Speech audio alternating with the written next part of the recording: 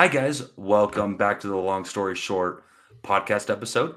For the first time ever, we are doing a collab video where we have two separate videos combining as one for the first time viewers. If you guys aren't too familiar with this type of setting, today I have Aaron and Tony, who are very good buddies of mine. These two guys have been helping me, giving me wonderful podcast ideas, and they're also here to give out wonderful tips and also share some very cool stuff. Go ahead, Aaron. Yeah, so my name is Aaron. I run a channel that I go by Killdeer. I've been doing it for about 3 years. I mainly focus on music, and honestly, when it comes to everything YouTube, I just always get my personal feelings from just having been a consumer for so long. I Everything that I've always learned, I just learned from watching. I started off as a big fan of the Game Grumps back in 2012, 2014. That was my kind of introduction, and I watched them very religiously, and hit them and JonTron. They were really big for me, and I kind of basically tried to mold everything that I could kind of off of how they kind of handled things. So it's worked out pretty well for me. Awesome. Well, my name is Tony. It's my YouTube channel name is Tony Locke. I started my channel at the heart of the pandemic. I started initially with photography, slowly inching my way back to photography. Aaron and I, we've had some conversations off screen about this, but I am here to support Justin. I do a lot of videography and a lot of tech. I do some other stuff as well. But really, today's episode is all about Justin, and let's see what he has to say. Awesome, guys. Well, yeah, thank you for your awesome introductions. That is really cool on the stuff that you guys do. And again, thank you guys so much for giving me a hand on this. I can't wait to see where this goes. And viewers and listeners, I really hope you enjoy this episode because boy, I got a lot of fun stuff to tell you guys.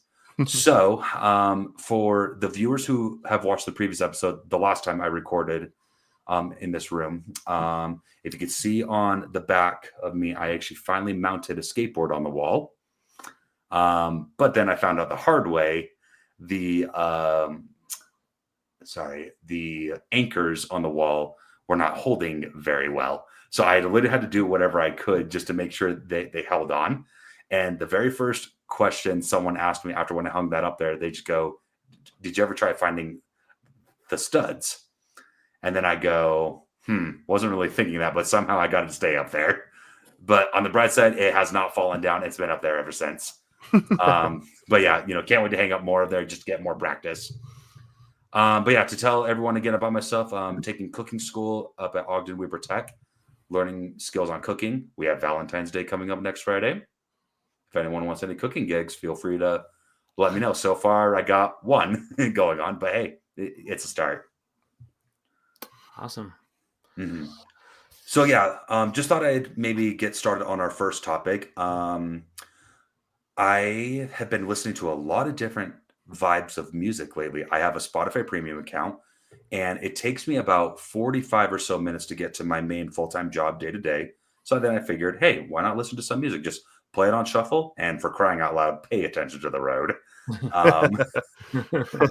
And when I was listening to music, I actually listened to a band that I haven't listened to in years. But before I get to that story, when it comes to music, I like to listen to heavy metal. I like listening to soft music, especially uplifting religious music too, to throw into the mix. I'm always like a good positive messages. But yeah, Aaron and Tony, what music do you guys like? Well, for me, I have grown up. I pretty much was streamlined into metal. So my dad, Nice. growing up, he listened to Led Zeppelin Ooh. and just stuff like that. When my brothers were born and they started getting into music, they got into the big four. So Metallica, Megadeth, Slayer, and Anthrax. That was kind of the start there. Then when it got to me, my brother Matt, he's a little bit different. He got into more rap and he's more into punk rock. As for me, I got into I went heavier, and I got into groups like Behemoth, Dimmu Borgir, Cradle of Filth. Recently I saw Lorna Shore, Cannibal wow. Corpse, and Obituaries. Those are some of the groups that I got Dang. into. I got into a lot of emo for a minute too. So like I got into My Chem and Avenged Sevenfold when they were emo and stuff like that. But nowadays I just spend time listening to a lot of metal. Honestly, my Spotify looks pretty schizophrenic. It will go from like My Chemical Romance to like Angel Maker to BTS to like Mumford and Sons. So it gets pretty wild sometimes. Why does this not surprise me with you at all? Like, why does this not surprise me with you at all? I'm a collector. But hey, He's there's like nothing wrong with that. He's a collector, like the character in the Marvel universe. He's a collector. Nice. A little Bravo. too relatable. If you don't Real- believe me, look at all those Funko Pops right to the side of him. That my is so Harley- cool. Holy That's cow. just my Harley Quinn pile. Oh, This is wow. only Harley Quinn. Yeah. The rest are actually in my closet right over there. That would take about an hour to get them all out. So, In fact, Aaron, very quick side note. So since Tony just said that you like to collect stuff, yeah, on that skateboard that's hanging on the wall, yeah. I'm actually creating a theme with it.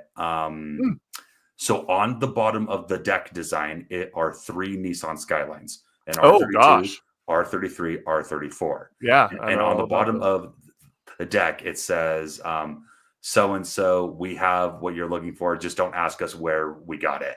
It's like one of those little motto jokes. Yeah. And on the top of the grip tape, so all Skylines in Japan were nicknamed Godzilla Yeah, for Godzilla. the longest time. So Yeah. on that grip tape is Godzilla himself. Yeah, nice. That's And cool. then, That's cool. and then at FanX, I found an R32 Hot Wheels Skyline that has Nice. Godzilla on it that I'm going to plan on putting on top of that. Nice. Tony, right. if you put us back, what my Harley Quinn Funko Pops are sitting on is my collectible Legos, and I have a few, or not Legos, Hot Wheels. That's and I have awesome. quite a few R32s, R34s myself. In fact, before I bought my last vehicle, before the one that I have now, I was looking at getting an S15 Sylvia. There's a place out in Ooh. California that already has cars ready to go. You just go down there, you buy them. You don't need to worry about any sort of transfer or transport or exporting of any kind. It's just ready to go, street legal, That is- JDM, that's right really hand cool. side drive. Yeah, it's cool. In fact, speaking of those cars, I've seen so in my area where I live up in northern Utah. Mhm. I've already seen 4 R32 Skylines driving around.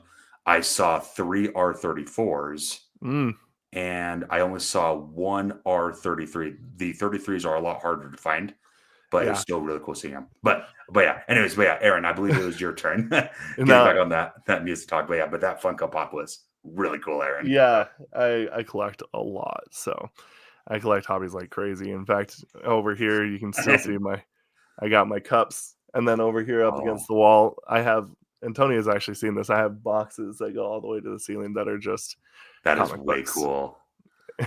Way cool. So Nice. I collect a little bit of everything. Back here behind me, some might remember, this is Arthas from World of Warcraft. Wow. I worked at GameStop, so Oh, dude. I got that back there That's too. nice. So, yeah, That's very the collections run deep. nice.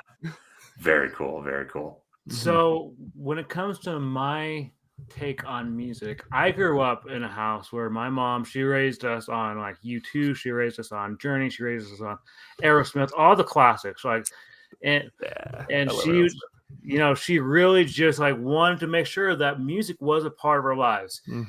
And so, and I even to this day, like I will recall with her and I'll talk with her about like how some of the stuff that she listened to, I listened to, and there's some of the stuff that my grandma, her mom listened to, that I listened to. She's like, "Oh, your grandma loved that song, like she just loved that song," and it's so. But when it comes, see, I'm kind of the same with Aaron. Like my music playlist literally goes all over the place. Like Aaron, he made a comment to me like 6 or 7 months ago. He's like, you know, we've been friends for 20 plus years, and we to this day have never really talked about like what kind of music you are into, Tony. And so I was literally like taking screenshots of all my Apple Music and sending it to him. He's like, "Holy crap!" He's like, "Listen to this kind of stuff."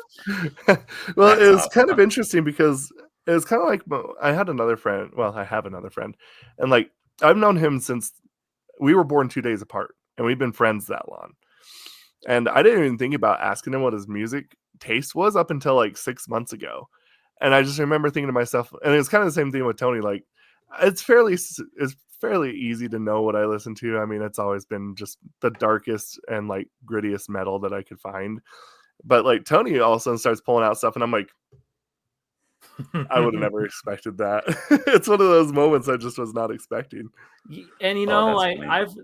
music has always just been like a big part of my life. Like I kid you not. Here's a little funny story for you. So I always got the hand-me-down CD players growing up, like from everyone, Mm, like the hand-me-down, like just pretty much anything hand-me-down, like that was me because I'm the youngest of my mom's kids. Yeah. And so there was this, and I had this stereo, I kid you not, all the way up to 2015. There was this Sony six disc stereo that I Mm. had from I my remember those. brother. And this thing, like, you never wanted to put CDs in it because it would scratch it. Like, it was Oh. like so. But did I listen to that? Nope. Like, I was putting CDs in. Like, I kid you not. Like, in my room, I had in high school, in my mom's house, I had an old school like 80s TV, an 80s TV entertainment center, and on the very bottom where the VCR used to be, that's where that CD player was. Like, that was literally like the definition. If I could go back and take a photo of it, I might even have a photo. I'm not sure. You would definitely see that this was a definite high school kid's room. Like with the way the TV was set up, I had crap all over the top. I had the old school TV, had the CD player, but yeah. That's awesome. Holy cow. That is way cool. Yeah, for those disc CD players, we did have a few of them that were pretty decent. But then of course, like every time when either one of my brothers borrowed it or when one of our sisters borrowed it, it always ends up being broken. One time, I kid you not, guys, we had a stereo that broke in half. And still to this day, we don't know what happened to it. Like all I remember was someone's friend was over or they wanted to borrow it, then it somehow came back in that shape, and I was like, you know what, someone broke it, no one's gonna admit it, so we just let it go. But yeah, and then speaking of music, there actually is a funny story that I would like to share with you guys. So as I was getting into the metal era, because yeah, I too grew up with Metallica, AC/DC, and a little bit of Led Zeppelin here and there. Mhm. I also liked Starship and Journey too. And with Journey, I actually did go to one of their concerts for my birthday last year. It was totally worth it. I loved it. And I also got to see the band Toto for the first time as well, which Mhm. was really cool. Toto's cool. Oh yeah. And so this heavy metal band that I followed for a little while, they're still really good. Maybe you guys have not heard of them, but in case the viewers have, they're a metal group from Australia. They're called Patient 67. Mm. They've been around maybe for about 2 or 3 years or so, or at least according to Spotify. So their lead singer, I think it's Tom Keeley or Kylie. I'm not sure how you pronounce his last name. But when their first album came out, they were celebrating by having sales on their items and everything. So of course, I thought I'd maybe buy a little bit some of their merch. I have one of their shirts in my closet that is a really comfortable shirt to wear. It just has like Patient 67 in that really cool blood red font, that midnight Halloween type of style. It's a really cool shirt. But I ordered in a signed autograph CD from them too. Okay. So of course, 2 or so weeks come by, the shirt comes, there's no CD. Oh. There was no autograph CD. And then I was like, oh crap, I wonder if it's maybe a separate package or Someone stole it. yeah, someone stole it. And so of course, it did say for those who have questions, who needs customer help, you can email at this address. So I thought I'd do it. I go, hey, just so you know, I did get the shirt, but I promise you, swear to the Almighty above, I did not get that CD. Here's the box. Here's the shirt. I promise you, I'm telling the truth.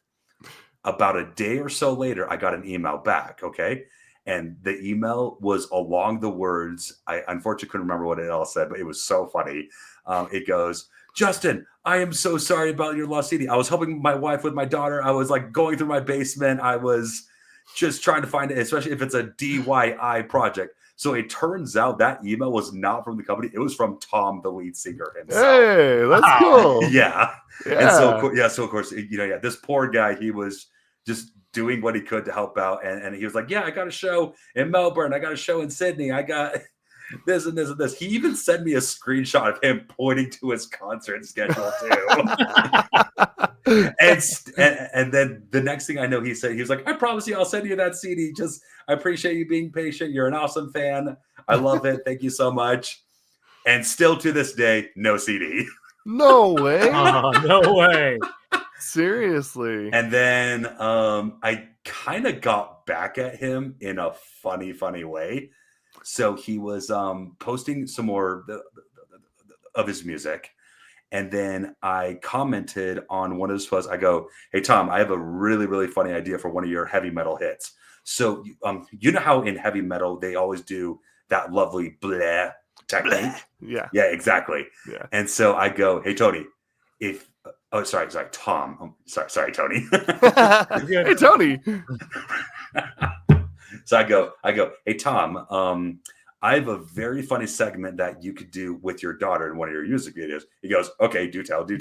And I go, okay, just have your daughter at the beginning of the song, just go, Mommy, I don't feel so good. I think I'm going to hurl. And then just have the mom, like whether if it's your wife or some other actress, you go, no, honey, you're not going to puke. And then when she goes, bleh, you do that heavy metal breakdown. Tom was laughing so hard, according to his comment. He was like literally crying right now.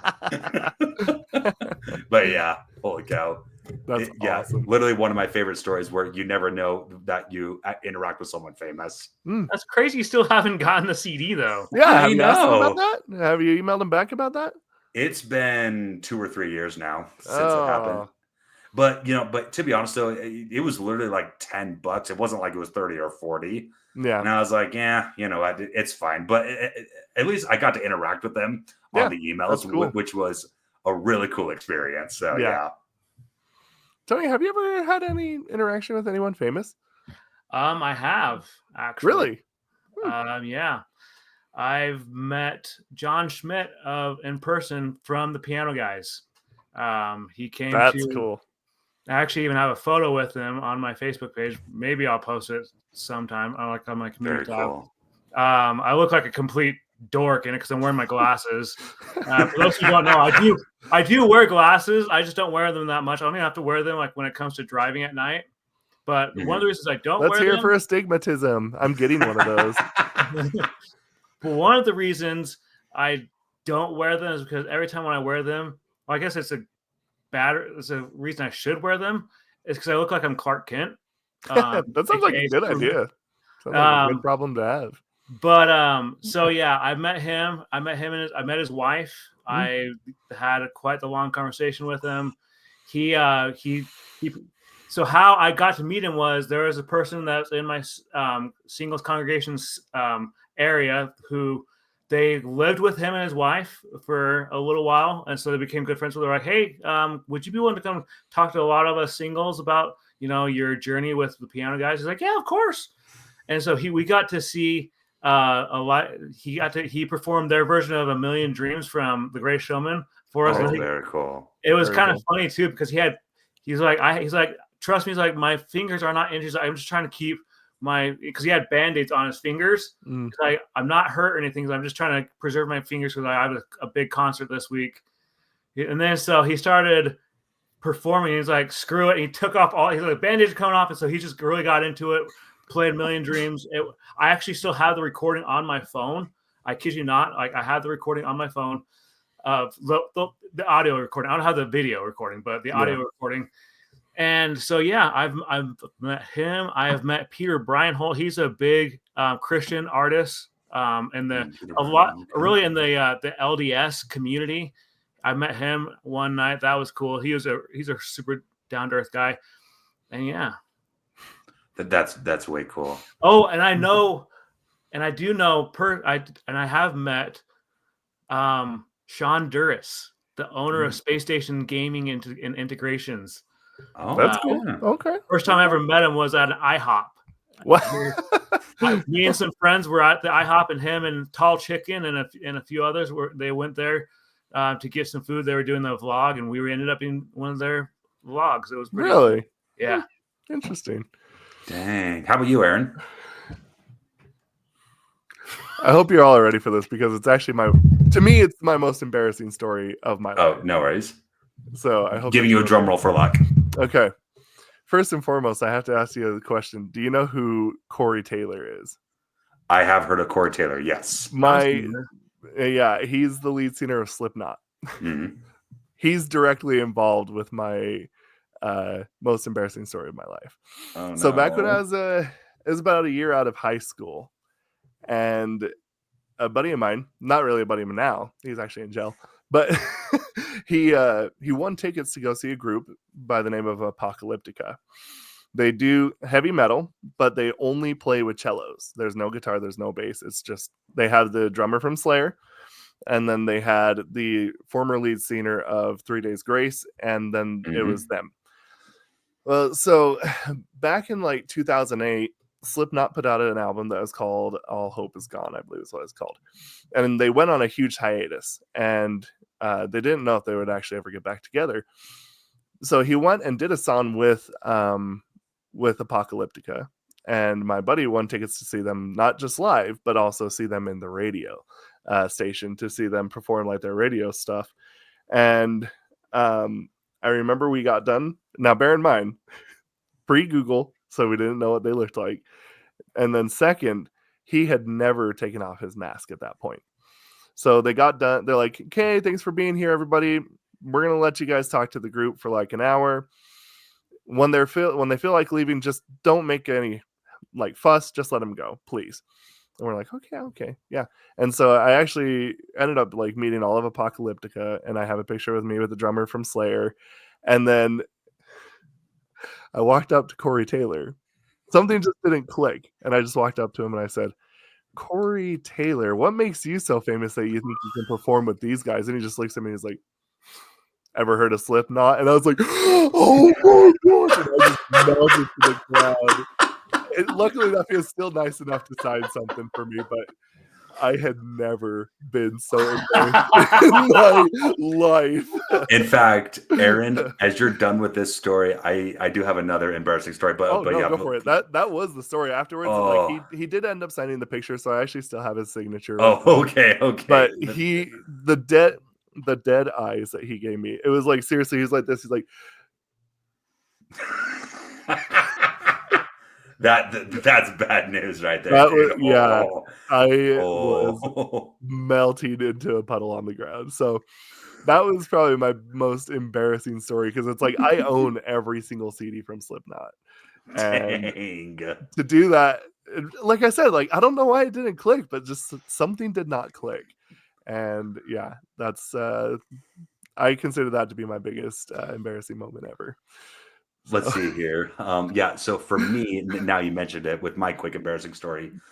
I take it you guys have both seen The Sandlot, right? Oh yeah. It's such a lovely movie. I mean, it's also just really popular here. Oh, absolutely. So me and an old buddy of mine, I unfortunately don't hang out with him anymore, but we went to the 30th anniversary of Sandlot at Kingsbury Hall. Oh, cool. And I got us tickets. I got us VIP seats. It was really cool. They only had 4 of the original cast members. It was Smalls, Yeah, Squints, and Repeat. I love the name Squints. Oh yeah. It was really, really cool seeing them there. And so what we did was we watched the movie, and everyone said their most favorite quotable line. It was so fun. And then after that, then the cast members came out, did like a Q&A with us. And then they also did say, unfortunately, we could not get the whole group to come due to their lifestyles and everything. But afterwards, since we had the VIP tickets, we got to go meet them, take like a photo with them, and sign autographs. Okay. And they gave us the very cool VIP package. It was an autographed squishy softball with all of them on it. and Nice. like other cool postcard photos, all that Yeah. cool jazz.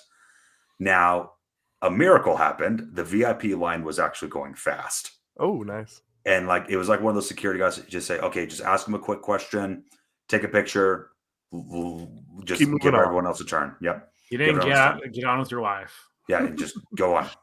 And thankfully, the group of people with who we had actually was working with that. The guy in front of us, cool side note, they had baseballs in boxes still from the year the movie came out to have them sign those baseballs. And I think the actor, gave the guy a huge high five for that. He was like, dude, that's so cool. He's like, yep, it was totally worth saving them. So, but yeah, we thought that was really cool. Then it's me and my buddy's turn. Okay. So my heart's pounding because, of course, they're seeing a celebrity from far away. Then there's actually going up to them and meeting them. Okay. All right. So I stood by Smalls and Squints while my buddy stood by and Repeat. We got on the booth. Okay. We like put our arms around each other. My foot, I kid you not, trips. I start leaning back. I start dragging Smalls and Squints down with me. So in that picture frame, I was like, I even dropped the F-bomb out loud. And then Smalls catches me and he goes, hey, dude, you all right? You okay, man? And Squints did the same thing. I was like, I swear, guys, it was not on purpose. Like my face was red. It was embarrassed. I even started crying because here was all their security guards. They're like, what's he doing here? What are you doing over there? And then was laughing. In fact, he was laughing so hard like a tear came down his eye. And then when we took the picture after everything calmed down, they gave me an extra autograph item, just a way of saying thanks for that. Very fun moment. And just when we were done, the actor goes, send him the funny picture to his email. Unfortunately, I did not get it. But you're a master of not getting things that you asked for. Right? Especially when they're that funny. Oh, that's too bad. But still a really awesome experience, though. Yeah. Still a really amazing experience. Okay, Tony. Your turn to top this off. I don't think I can top that. Like, I'm gonna be honest with you, I don't think I can top that when it comes to embarrassing stuff. A lot of my embarrassing stuff comes from dating, so I don't want to talk about that because that's staying in the vault and it's never gonna come out. I'm just gonna. That is the forbidden zone. Okay. That's top secret. Like, it's KIA. Like, you will not get that information out of me. But anyway, you're good. So, Aaron, should we introduce him to the world of K-pop? We certainly can if you want. Let's do it. Now, bear in mind, okay, now here's the crazy thing. So, after having heard what you listen to, and you brought up Baby Metal, like I said, there is actually like a K-pop equivalent to Baby Metal. And so I decided it'd probably be best to introduce you to them, if that's what you want to do. Okay. All right, so we check it out. All right, let me just pulling this up. One moment, guys. Let me just get this all situated.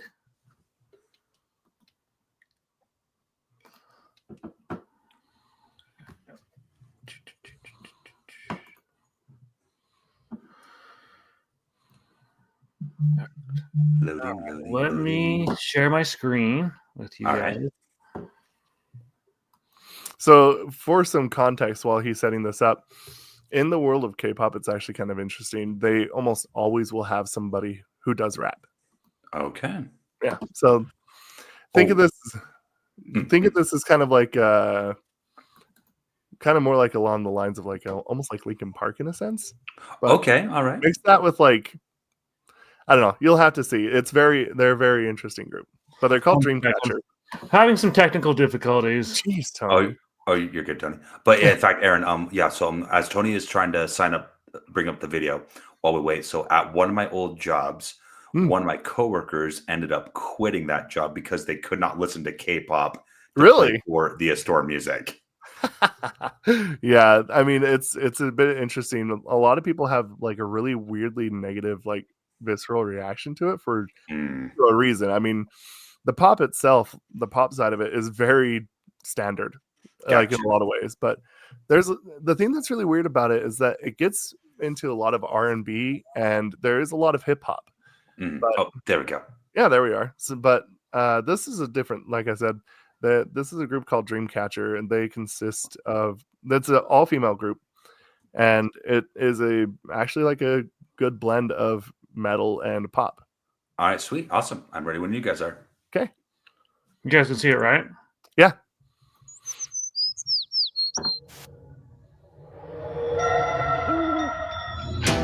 가려진 눈앞이 피로 물들여지네. Tell me why I don't lie. 차가운 바람은 불고 시선이 느껴져와 혈관을 타고 흐르는 Oh pain 묶여진 두 손 저려오는 이 느낌 모두 내게 돌이 던져도 벗어나지 못해 하나도 난 재미없어 누구를 위해서인지 누가 좀 말해줘 Tell me 타오르는 불길 위에 now Please I don't want to scream Devil eyes come 눈을 뜬다 눈을 뜬다 Please I don't want to scream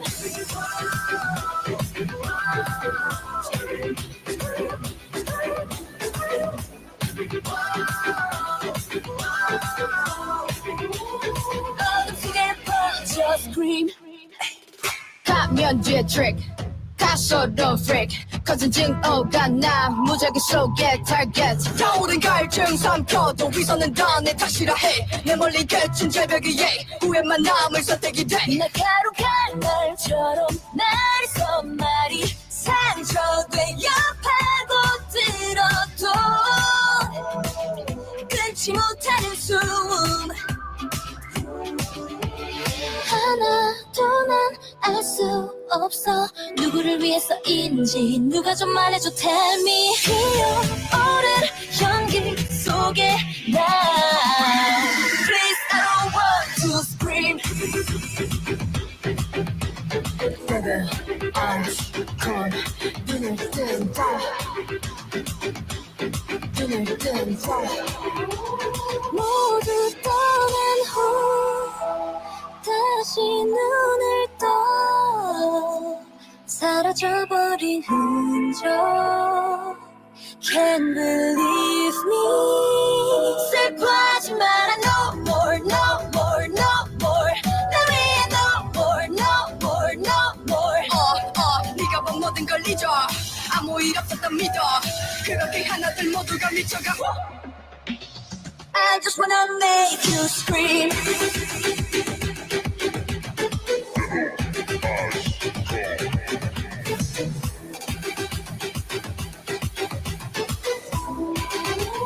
모두 나를 보고 scream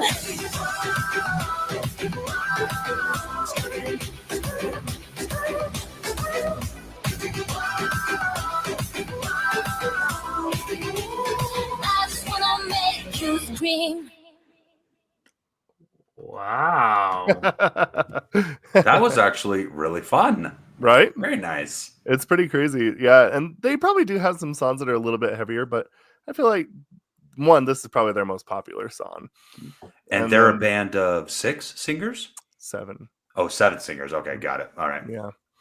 But there's probably songs that are a little bit heavier, but it's their more popular song is kind of like a good representation. It's like it's got some rave, it's got some metal, it's got some pop in it. It's just really well blended in the imagery. They have like the best music videos ever. It's so cool. Very cool. Very cool. Yeah. Nice. What's your thoughts? Go ahead, Justin. Oh yeah, like for very first time hearing that group and in that type of genre, like as you said, that how baby metal has some similar Mhm, genre related. Like for a music video, I thought that was really well choreographed mhm. and really good singers, especially how they could be really fluent in English as well. Yeah, And I was like, that was really, really good. So yeah. I would say for singing was good. And like I said, choreographed dancing was really cool too. Very cool special effects. And yeah, I would not mind seeing it some more. So heck yeah, very I fun can for me. send more. Heck yeah, dude. So I always bring this up in my videos when I do reaction videos to this kind of stuff. I can almost guarantee you, without a shadow of doubt, they did not get that in one take.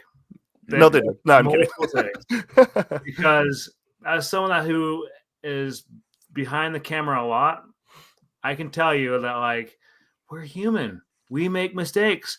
Aaron's human. Justin's human. Like we're all human when we make mistakes. Yeah. And usually yes. it's in like there's another great band that I've actually done some behind the scenes of videos of, and they just you see the humor in the behind the scenes stuff because you can't help but just laugh like when you mess up. You just can't help but laugh. Yeah. Oh Yeah. yeah, exactly. In fact, yeah. Those guys are hilarious backstage. In fact, actually, we were talking about like meeting celebrities and stuff like that. One of them I actually did get to talk to for about a minute and a half a couple days back. And yeah, it was hilarious. She talked about how much she loves spaghetti. That's very cool. Yeah. Yeah, and then that there is what I really liked about when I did some filming stuff too a couple years ago, like with some buddies. But the people who I did work with, it wasn't always that pleasant experience that we would hope we would get. Like Yeah. every time as we messed up, we did laugh a few times, but we always had that naggy director that always says, "Oh, just keep it going, keep it going, keep it going." Yeah. That it just didn't really feel alive. Now, speaking of those multiple takes, yes, Tony, I am on board with you. I agree with that 100%. Because yeah, there's no way that was all taken one take. But I will tell you this though, the episode I did with my brother and the Zelda nostalgia episode, those Mhm. were in one take. Mm. I don't know how we did it. I guess you could call it those miracle shots, but those don't happen a lot. But yeah, It's kind of interesting. The other thing that I sent Tony was actually also a one take thing as well. oh, And hey. we were talking a little bit about BTS a little while ago. And to me, this is the song that I always used, to be honest. And it's probably because it's done in one take. And it's obviously it's live, so you kind of do have to take it in one take, but Oh, for sure, definitely. it's pretty wild. This is the song that I also used to introduce Tony to, and it's pretty wild, huh, Tony? Yeah, but I'm not seeing this link that you sent. Oh, Uh-oh. yeah. Uh-oh. I'm just giving you a heads up. I'm just No, you're good. giving You're you a heads good. up. But no, coming from the videography side of things, a lot of those shots in that music video, they're not easy to get. Like you Mhm. have to have, and it's just not one. It's not just one cameraman. It's like multiple cameramen Mhm. who are trying to get different shots to different angles. And that's the thing about it, is that you have to understand is that there's storyboarding that goes into these and everything to do with the cinematography and videography. There's always going to be storyboarding, even if it's the shortest of short music videos. There's still going to be storyboarding because they don't want to just fly by the seat of their pants.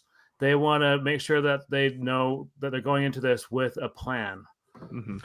In fact, speaking of music videos and cinematography, have you guys checked out those music videos for the band? What were they? They were called OK Go. Mm. Uh-huh.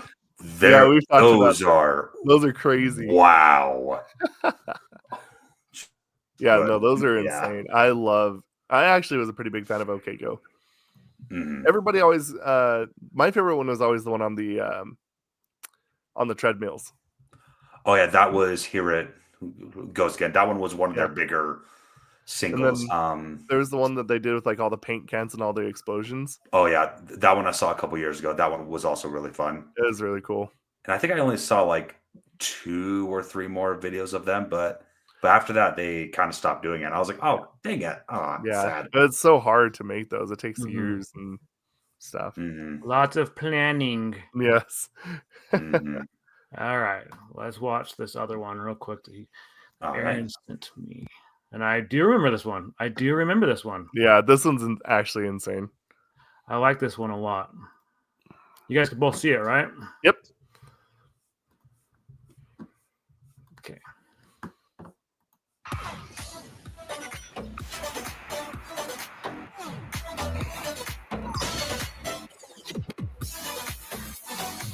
Gosh, that's stacked.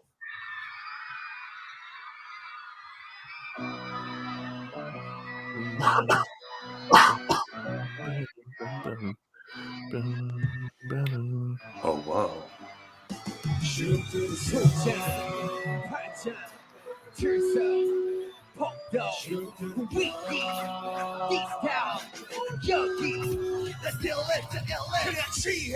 맛이 지옥에서 한 손에 소자 다른 손에 든 들서 투명한 크리스탈 자속 샤라기는 예술도 술이 힘어 마시면 취해 You don't know what to do 보여줄 때나 전혀 다른 걸 주게 내 아이비와 것이 나무로 된 마이 설대나 한숨에 나오는 소리 따윈 없다 해가 뜰 때까지 we're the party yeah 잠이 들 때까지 we're the party yeah Sing it 불러 다시 drink it 마셔 다시 우린 두 번 태어난 생각에 영통 시대에 엉청 나와의 소통 Okay now I'm ready for show 마셔 내 술잔에 빠져 미치게 술가에 한잔 두잔 예술 집을 엉해야 마셔 내 술잔에 빠져 미치게 술가에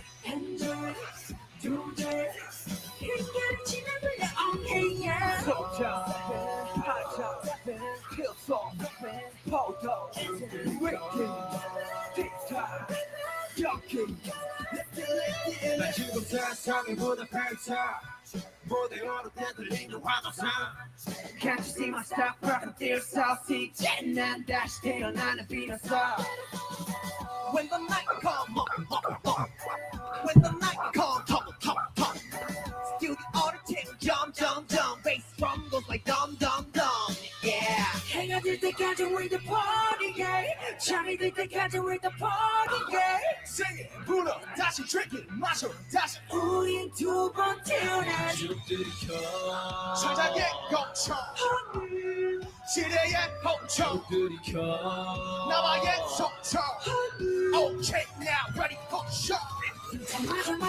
마셔 내 술잔에 빠져 미친 예술가에 한잔 두잔 예술의 집을 엉해야 다 마셔 내 술잔에 빠져 미친 예술가에 한잔 두잔 그녀의 집을 엉해야 너도 합쳐 take it to the deep down in party Kick pop it all up that's what's gonna happen That's what's gonna happen That's what's gonna happen 내가 알던 the next vibe 맞춤을 핵샷해 이술도 이 정도면 가면이가 세기로 붙자 신경 싸움해질 싸움 You better do the only got one shot 하나 나 여전히 멍나라 Boy You ready for this? Are you ready to get hyped up? Come on. Let's go! 마셔 내 술잔에 빠져 미친 예술가에 예술의 집을 엉해야 마셔 내 술잔에 빠져 미친 예술가에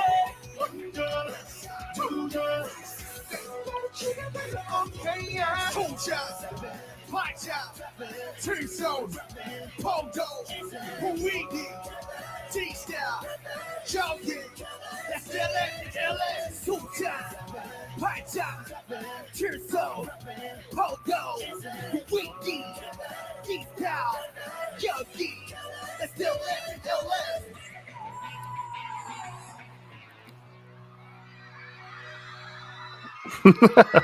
Wow. That's still one of my favorite ways that a band has ever finished a song. That's still Yeah, Oh, yeah. it's pretty That- crazy. That was really cool. One thing I loved about that video already was how not only was it well choreographed, but I could tell it was rehearsed a ton. Oh yeah. but they each took a turn singing, Mhm. and they all sounded really well. Oh yeah. I was like, "Holy cow!" Like yeah, those guys practice, practice, practice, and that was awesome. Yeah, Oh, no, That it's was so awesome. cool. So there's The- one thing that Aaron has always reminded me of with this is Justin. Those guys, they're basically like brothers. yeah, Mm. They've lived with each other for years. Yeah. And they're basically like family. And so that's why their on stage chemistry is so well done, because like they know each other, like they live with each other. yeah. And they're So all That's really basically, the way cool. that it works is that before they can debut as a group, a company will hire them as basically like kids, and then they teach them how to train. They train them how to dance, sing, rap, and basically they have them go through lessons until they feel like that they're ready. And the thing that was interesting is the two of the rappers that is part of BTS. They were already in an underground group. They already were rapping before they did BTS. Mm. Then the other one they taught, and then the other singers, they some of them were already trained, some of them weren't, and they just practiced like literally like 18 hours a day. They're talking Wow. about like they would be practicing like while they were eating and like everything. And the thing that was crazy is like the group themselves, they had their a dorm, and they all had to share basically one dorm together. So they Wow. all just like lived together for, I think it was quite a few years, and then they debuted. And it was kind of interesting because the company that hired them basically put all their money that they had left onto them. Like they were on the verge of bankruptcy, and BTS Oh basically wow. saved the company. It's a pretty Dang. wild, yeah, it's a wild story. Like it's crazy. You know what? Speaking of BTS, do they have a documentary on Disney Plus, or They is do. that okay? Okay, yeah, because I Mhm. think I saw it on Disney Plus, and Yeah, now you mentioned it. Okay, now I'm gonna watch it sometime soon for yeah, sure. it's insane. Like Very cool, very cool. they Holy they cow! are in actually crazy musicians. Like it's pretty crazy.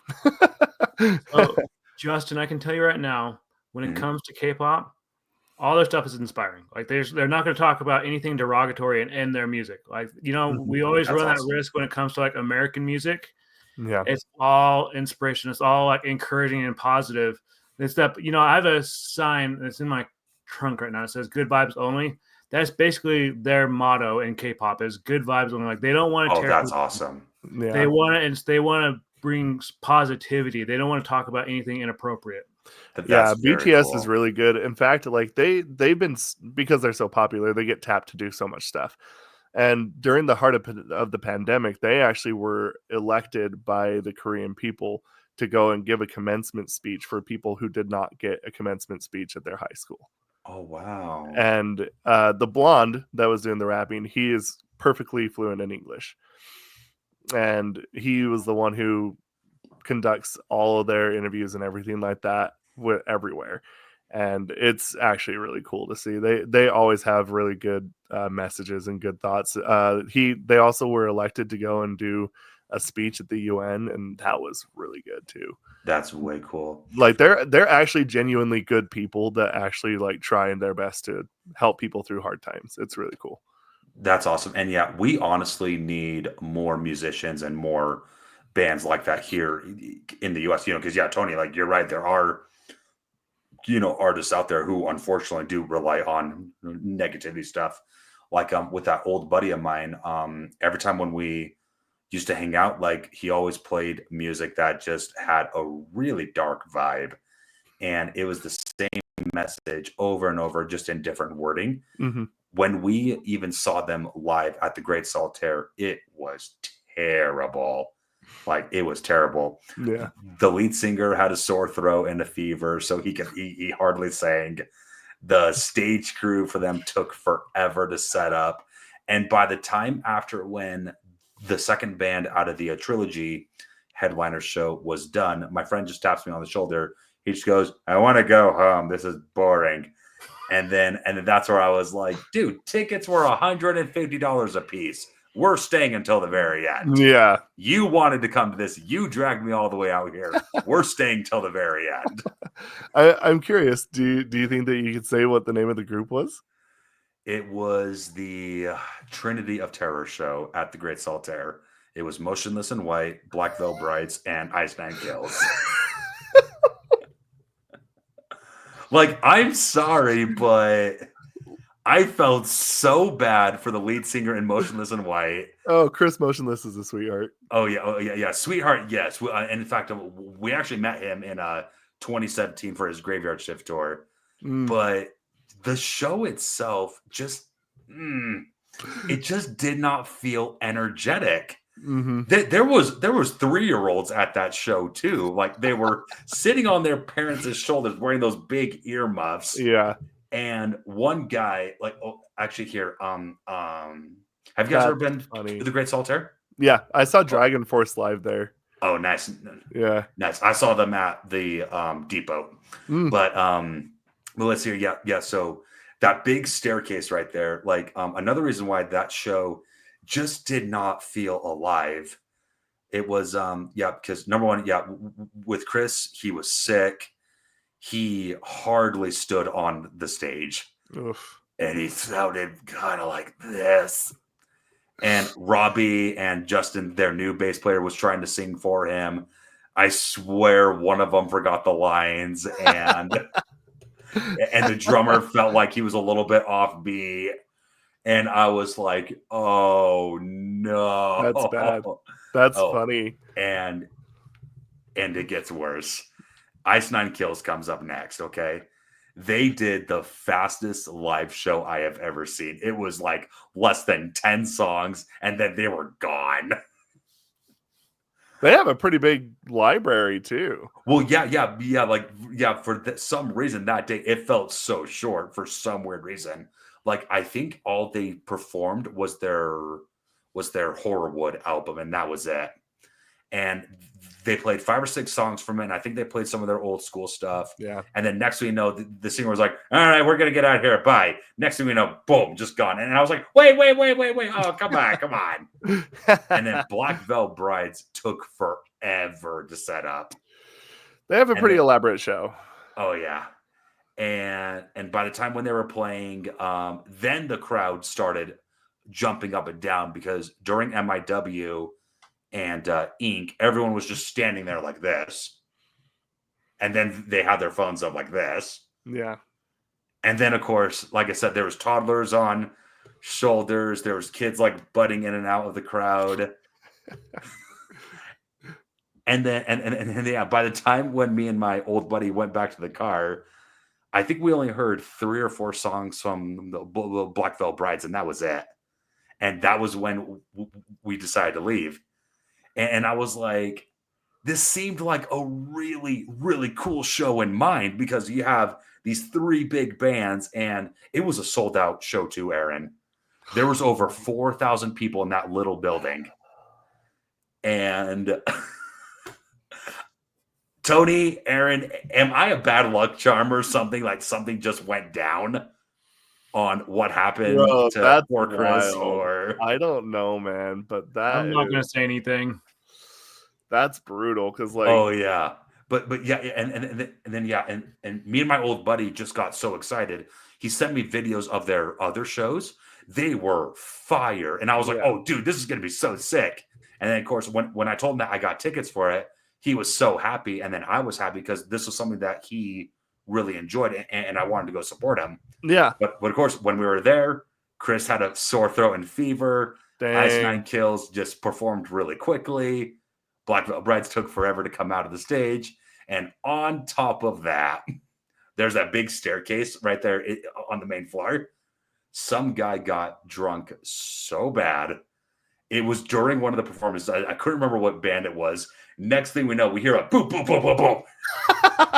No, that's and then he waits, and then he gets back up, and he goes, I'm okay. I love you, Aerosmith. Aerosmith? That's what we thought he said, but it was so loud in there. I was just dying, and here was my friend. It pisses him off so bad for some reason.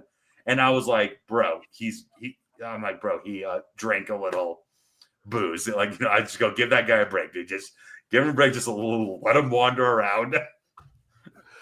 That is ridiculous. But just imagine if it was silent and then the bands heard it. Oh, that would have been bad That'd be news. hilarious. That would have been hilarious.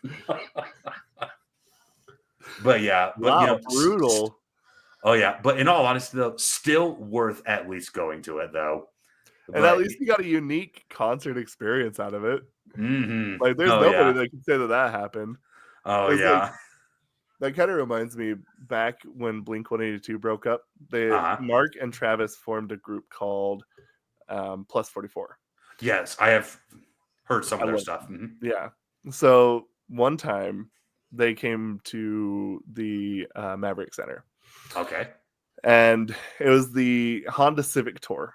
And yeah, and I remember all this because it was clear as day. So the opening act was Cobra Starship. Then it was the Academy is Plus 44. Cobra Starship. Holy cow. Okay. Yeah. Yeah. And then it ended off with Fall Out Boy. Oh, wow. Dude, yeah. Sounds like a huge headline.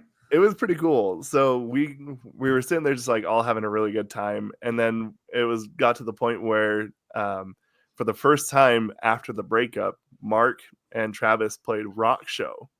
Oh. And someone was really drunk back over in the lower bowl and decided he wanted to get into the pit, and he dropped right in front of the emergency exit and broke both of his legs. Oh. I just remember looking back because we all heard like this thud.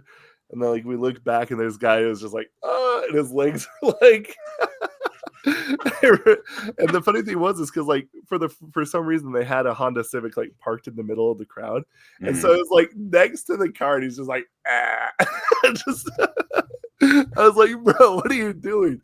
Apparently he was also pretty inebriated and fell off the I think one thing that would have made that so beautiful is that after when he asked if he was okay, he literally just raises up his head like nothing happened and he just goes, worth it.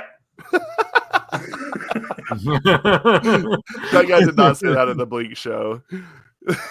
No. But speaking of Blink 182, when they came back, when all three members reunited together, the only thing I heard about their show at the Delta Center was sold out. Oh, yeah. And I was like, my whole family that must have been awesome. Everybody in my family, all my brothers, they all went. And a couple of my nieces, a couple of my nephews went. And they said it's phenomenal. Oh, dang. Yeah. Well, hopefully they could come back again, unless they are going to call it quits. But they're not. No, they already said that they're already planning another album and tour. Okay, sweet. Awesome. Yeah. So, but it was pretty crazy. Yeah. Yeah. The biggest thing was for me is like I wanted to go because I love Blink. Mm-hmm. And I'd seen them literally every single time they've come to Utah. I've seen them live like 9 times. Dang, dude. The only other time that I missed is when they were coming with Lil Wayne. Mm-hmm. I didn't care for that. I was like, why? No, you're good. They actually put a collab song before they went on tour, and it was awful. And they actually had to like make a statement saying like they were not going to perform the collab song because it's so disliked. And I didn't want to go because of the Lil Wayne. And then this other time I wanted to go, but the cheapest ticket was like $325 to get into the lower bowl. That's what me and my friends saw too when they were coming at the Delta Center. Yeah, I was just like, there's no way. Like I was pretty strapped for cash at that moment. So there's no way. Me too. In fact, Aaron and Tony, if you guys ever wanted to see an ultimate concert of a 3 headliner band, who would you want to see live if they were all performing at the same show? Are we talking like all time? Doesn't matter what era, they're all in their prime. All time, like the ultimate Woodstock experience. Oh, Tony, what do you think? Do you have any idea? No. You go first. Oh man. Well, I think first and foremost, I would have to put Led Zeppelin in that. I'd have to see Led Zeppelin. This might sound crazy, but I feel like there's no way that I could not do this. I would like to see the Beatles. The Beatles would be a cool experience. I'm not. That would be cool. Like you would be able to say that you saw the Beatles live. That's not a very long list anymore. Dang. Then, okay. Again, I think I'm picking this not because they're even my favorite bands, but just because like this, I would say Linkin Park with Chester. I heard seeing them live was phenomenal. Like, yeah, one of my older brothers was a huge follower of Linkin Park, and then after when of what happened with Chester, it just Mhm. didn't feel the same. But Yeah. thankfully, though, their new singer is not bad, I like for her. sure. Oh yeah, I know me she got a too. lot of flack, but I actually think she sounds good. Okay, so you got Beatles, Linkin Park, and then for your third band, Led Zeppelin. Led Zeppelin. Okay, Yeah. awesome. Yeah, that would be a really cool concert if I all mean, three of them like, performed. that's the thing, right? Because it's like this is all really subjective. Because like there's other groups that you could throw in there too. You could throw Nirvana in there. Like that would Mhm. be cool to see Kurt Cobain live. Oh yeah, I've already seen Metallica, so I can't really say Metallica because they were already awesome live. Um, but yeah, I mean, it's groups that you feel like that you couldn't see that oh yeah, you no didn't have a worries. chance. Like it'd be cool to see Elvis. Yeah, How cool would it be to be able to say I saw Elvis, yeah, You talking that would. Elvis in his prime or Elvis in his later bro? I don't care, man. It could be Elvis in his peanut butter sandwich days, man. I would still watch that. He still had a voice. That's awesome. All right, okay, Tony, why don't you go ahead and go, and then I'll save myself for last on this one. What? No, I'm kidding. Lincoln Park, the Chester days would Mhm. definitely be a one that I would want to see. Because I did watch it. I'm gonna carbonate myself a little, but when their album back in 2007, 2008 came out, I watched a live concert they did via MySpace, Oh yeah, I remember and that. I thought it was amazing. I literally spent the whole afternoon and evening into the night like watching this, like, and I didn't care that I wasted all the time because it was amazing. I would have to say it would be. I'd like to see the Beatles, but kind of going off of that, I've made this comment to people before, even to Aaron. They came out that one final music video last Well, year. that made me cry. Like That was really cool to watch. how cool would that be? And you had the people, the different people that are in it with them. Like how cool would that be to be able to tell your kids, your grandkids, I was in the very last Beatles music video. Yeah, that's true. And That's a good then point. another one, I'm leaning towards either Journey or U2. Like I'm talking like early Oh, 2000s U2. Like when that Atomic Bomb. yes. Oh my Yeah, gosh. Those would be oh, that would be an amazing concert. I'm kind of surprised oh. that you didn't say Coldplay. I like Ah, Coldplay. play. But it just didn't come to my brain. I'm gonna be Mm. honest with you. Oh, no worries. Would you rather put Coldplay in there rather than any Yep. of the others? Let's see Pick here. out. I said, yeah, I'll change the U2 to Coldplay because I feel like I like Coldplay more. Yeah, Because they just get the band Coldplay just gets everyone involved in their concerts. Like yeah. they have them sing along. They want you to just go crazy and wild, but at the same time, keep your composure and don't be like doing like mosh pits or anything. But Mosh pits are scary. I have a story about Mosh Pit. Sorry. Oh, you're good, dude. You're good. What do you think? Thanks. So you think that that's what you would do? You do Coldplay, the Beatles, and the Linkin Park Chester Linkin Park. days. Chester days. That would be cool. Okay. Let's see. For me, I was able to see a lot of the bands that I listened to. That's kind of how I was too. Like I've seen so many of the groups that I wanted to see. Yeah, like for me, I had the opportunity to see Knuckle Puck and State Champs live. That was actually a really fun concert. I My saw them at the brother. Depot about a month ago. I unfortunately had to leave when State Champs came out because I had an emergency at work. Mm. But the songs Bro, that I I got would to have see not them, answered that. I would have been like, I- screw you guys. I know. But unfortunately, I didn't have anyone to cover for me. Sounds like But their seeing problem, them not live yours. though was still really cool experience though. So yeah, I saw them live, and then I saw Dragon Force live. That was totally worth it. Holy cow! And of course, saw Motionless in White live twice. I saw Amity Affliction live. They were good too. And then of course, Ice9 and Black Veil Brides from that experience. Yeah. The bands who I've wanted to see live, I would love to see Journey again live, but with Steve Perry. That would be a Yeah. cool experience. Yeah. And since me and my siblings, we used to listen to Starship all the time when we were younger. Like we built this city, and nothing's going to stop us now. I think seeing original Starship would be another cool experience too. Just because they had that really awesome, positive '80s vibe style, For sure. and this is going to sound a little strange. Maybe it might work, maybe not. But I would like to see Baby Metal do a transition of like some of the older rock stuff and see how they would sound. Like I think that would be a pretty fun experience because Baby Metal live is awesome. Oh yeah, and Baby Metal is another one that I want to see too. Because when it comes to transitioning music together, me and my buddies, we were watching an anime. I think it was the anime called From Me to You or something like that. We were watching their brand new season. And we were playing this really cute scene, okay? And I had a text notification on my phone, and I forgot to silence it. And we were getting so into the anime because it was just so adorable. Like, the main characters were about to kiss. It was getting that big, huge moment. Next thing you know, a text ring comes up, and guess what song plays out of the blue? He goes, "Nothing's gonna stop us." And we were just dying. That's awesome. We were like, "Wow, okay." So for me, love I would that. love to see Baby Metal live. I would like to see Original Starship live. And there actually is one more band. I did see them partial live because they only had 2 of the members when I saw them live. I would like to see Original Beach Boys. Oh, yeah. Ooh, yeah. Mm-hmm. We listened to them a ton back then. Yeah. I think seeing them live would be really cool too. Even though we saw the 2 original singers when they came to back then known as USANA Amphitheater, but now Utah First. Yeah.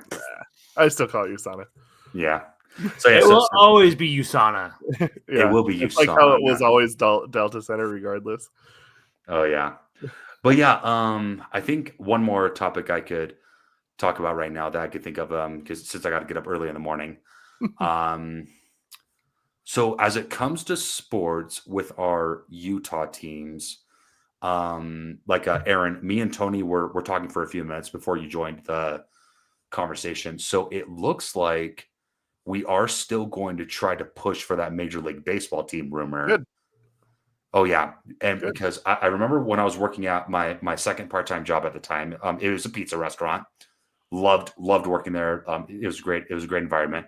I was showing to all of my coworkers the potential of the new baseball stadium for the Major League team if it were to work out. It said it has potential of holding 100,000 people. That'd be good. And I was like, "Oh, that would be cool." That's bigger than Rice Eccles. Mm-hmm. Way bigger than Rice Cycles. And then my question is this: have you guys heard about the whole Jazz moving down to Draper Point of the Mountain area? I have, and I kind of don't think that that's cool. I think that the Jazz, their identity is part of being in the Delta Center. Oh yeah, because the Jazz and the Delta Center. And then even if that were to be true, so me and one of my coworkers, we were talking about it because sometimes we go down to Lehigh to visit a friend of his just to go hang out, have a fun time. He did say, what if the hockey team got their own arena down at Point of the Mountain and the Jazz could stay at the Delta Center? I think that would be cool. That way they don't have to worry about switching the arena because that sounds like a pain in the butt. I had heard that it was going to go to Rio.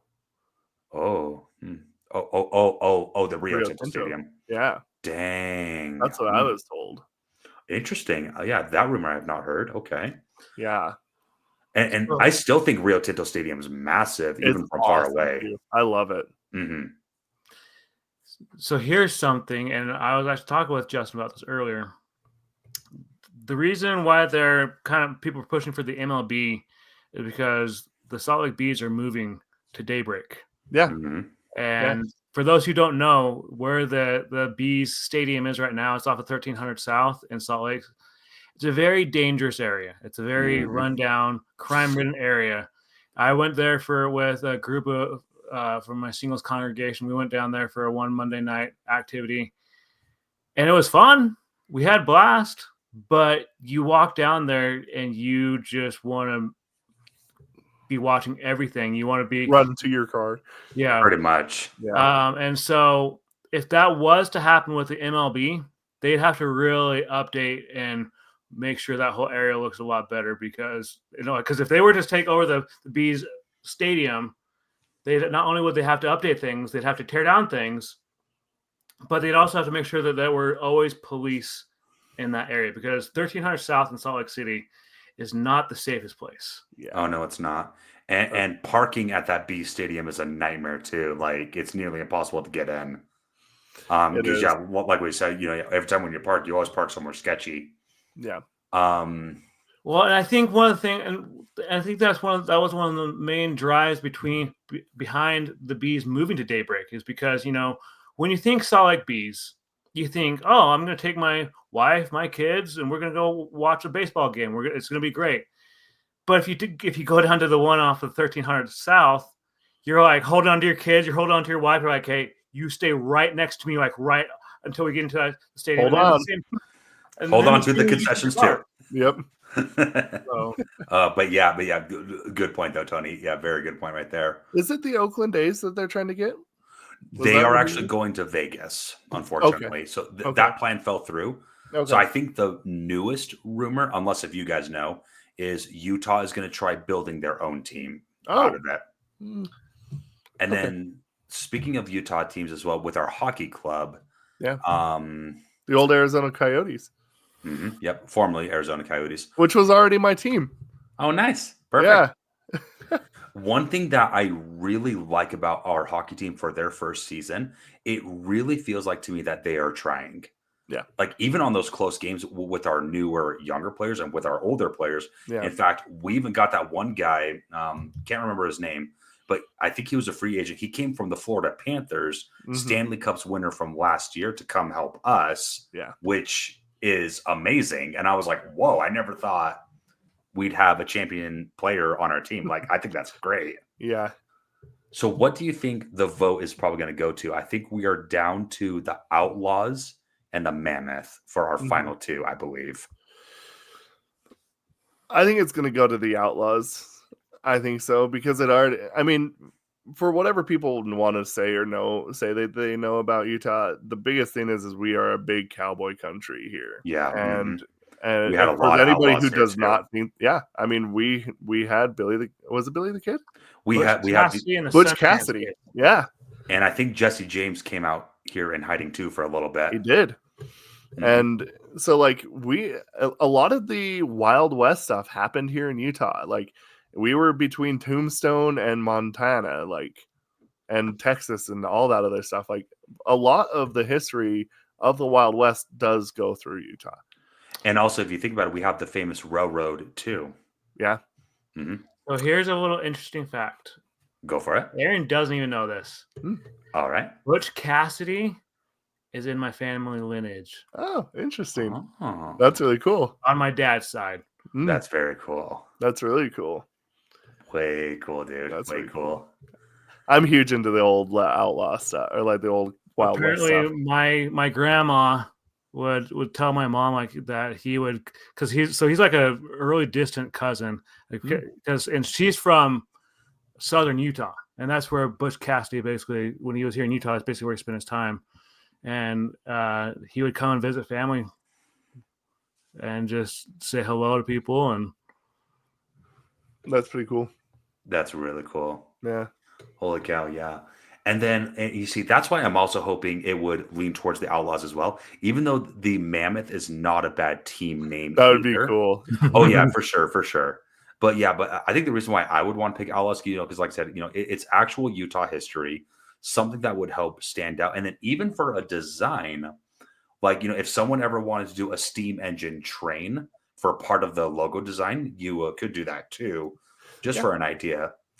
And after seeing everyone freak out about the whole Yeti thing, I was like, well, you guys got to think about it. They're the coolers, the drinking cups, copywriting issues. And from what I was told, Yeti, the company, did not want anything to do with it. And it's their right. Sounds like a missed opportunity to me. Huge missed opportunity. And too bad Dairy Queen couldn't get involved either because of the Blizzard idea. That would be so cool. Oh yeah, exactly. But I'm sure whatever name comes out, it will Yeah. stand out. Hmm. And yeah, I'm just thankful that we have a hockey team because I used to watch a lot of hockey movies growing up, and with my dad being from Canada, One of my when the Larry Miller Group sold the Utah Jazz to the present owner, I was so worried because I thought like they better not move out of state, and There was that rumor. I Oh, know. yeah. And so when they were officially passing the baton over to the new owner, Gail Miller said she wrote in the contract that the Jazz would have that if he was to buy this team from the Larry H. Miller Group, that he would be required to keep the Jazz here in the state of Utah. And he's like, yeah, of course. He's like, I'm not going to take the Jazz away from the state of Yeah. Utah. Okay. Yeah, because with us, I would say the Jazz in their prime days was when we had Malone and Stockton. Yeah, Stockton, Malone, and Mhm. Hornacek. Oh, and Hornacek. Yep. Yeah. Oh, yeah. whole team. And then, yeah. Minus Greg Ostertag. He was. Oh, not very good. Ostertag. Yep. I remember him too. He was pretty not good. Yeah, he was will just a always wall. be remembered as the player that everyone thought was going to be good when they Yeah. first got him, and it turned out to be the opposite. Everybody in my family always called him Slowstertag. Ostertag. Yeah, because he was so slow. But that's funny. I even remember like Andre Karolinko for a little bit. I remember Yeah. Kyle Darren Korver. Williams. Oh, Darren Williams was a good one too. Carlos Boozer, Mehmet Okur. So speaking of Boozer, when my mom worked at the Grand America in Salt Lake, when I think she was an esthetician, if I remember correctly. So she waxed like people's eyebrows and gave them like pedicures and stuff. Yeah. So Carlos Boozer always requested to see her Oh. because she did it right. Ah.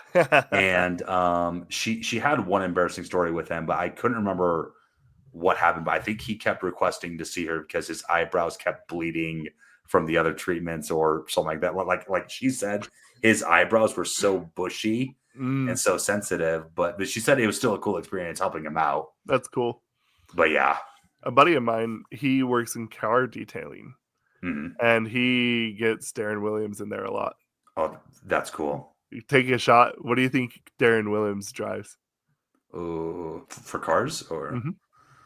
for Darren Williams? He's I got wanted two of the same car. White two of and the black. same cars.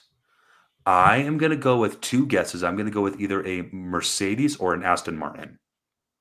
They're not too far off. He showed Okay. up with two cars. What do you think, Tony? Escalade or Mercedes? He showed up with a black and white, separate, one black, one white, Audi R8. Oh, Audis. Holy cow, dude. That's sick. German engineering. Very good. Very expensive too. Very expensive. The Audi R8. That's awesome. So- That really is cool. Yeah.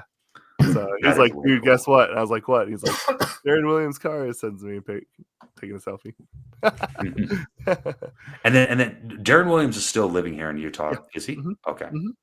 Or at least he has a house here. I don't know if he like lives here primarily, but Oh, he's here gotcha. pretty frequently. And even Andre Karolinko actually visits here pretty often. I Oh, hear that very he's a lot of people always see him down at the big mall. Okay, cool.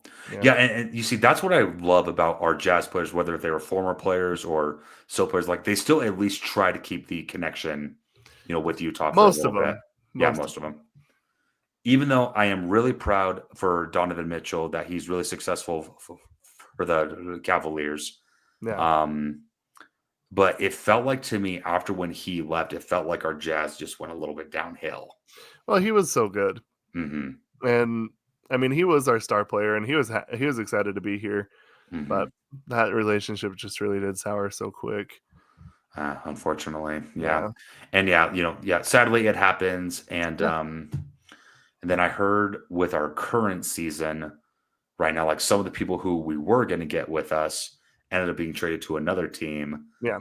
And I'm just like, what is it that we're trying to do here? Are we trying to be in last place on purpose? Or There is that thought because supposedly there's a talent that got signed on by another college here in Utah, and supposedly the idea is that they're trying to draft him. So there is that thought process. But I mean, I hate the idea of tanking a season just to get a player because Let's be real. We've been in a rebuilding season since like 2004. Mhm. We got to stop building, rebuilding at some point. Oh I yeah, think sorry, go ahead, Justin. yeah, sorry, yeah, because like especially I was going to say I think the Jazz's biggest weakness right now, a lot of fans could agree or a lot of fans could disagree, is when we get to the top of the leaderboard, even when we had first place, even just for a quick second, was it amazing? Yes, it was. But here's the problem: we keep tripping. We just didn't have the endurance to try to stay on top, and then We when choke. when they see us trip, they come at us full throttle. Yeah. And it's sad. Oh, okay, Tony, go ahead. I think one of my biggest issues, like I've always been a Jazz fan ever since I was a kid. Like I grew up watching Stockton and Malone. You know, that was always the highlight of my week, was watching Stockton Malone playing the game on K-Jazz. Mhm. And I think that one of the biggest downfalls of the Utah Jazz in the past 20 years was after Jerry Sloan retired and they brought in the next coach. He didn't do very good. Now, don't get me wrong. Huh?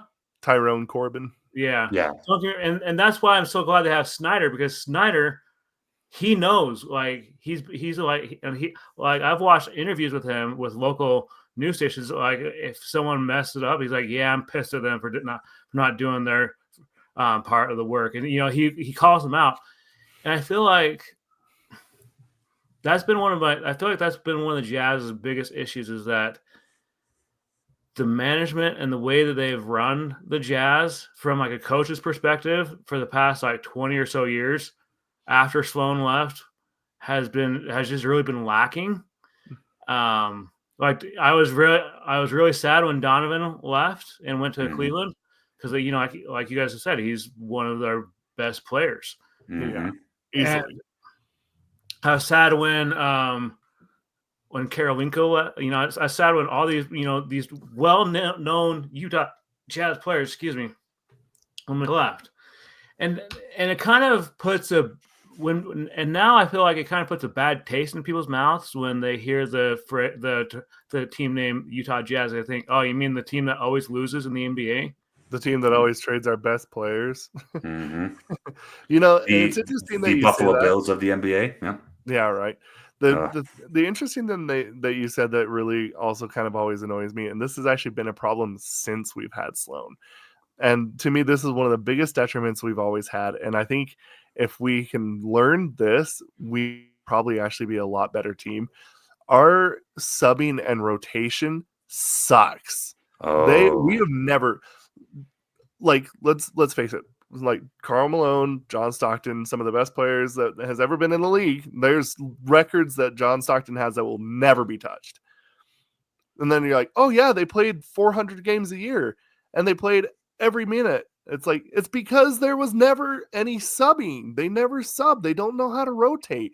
Tyrone Corbin came in. He learned that from Sloan. Then he passed that on. And then Snyder came in. He's like, oh yeah, I'm a huge studier of Sloan. Then he didn't do any rotations. He never knew when to like sub and like call and the players got worn out. They got worn out, and that would lead to injuries and all this other stuff, and it would cause frustration.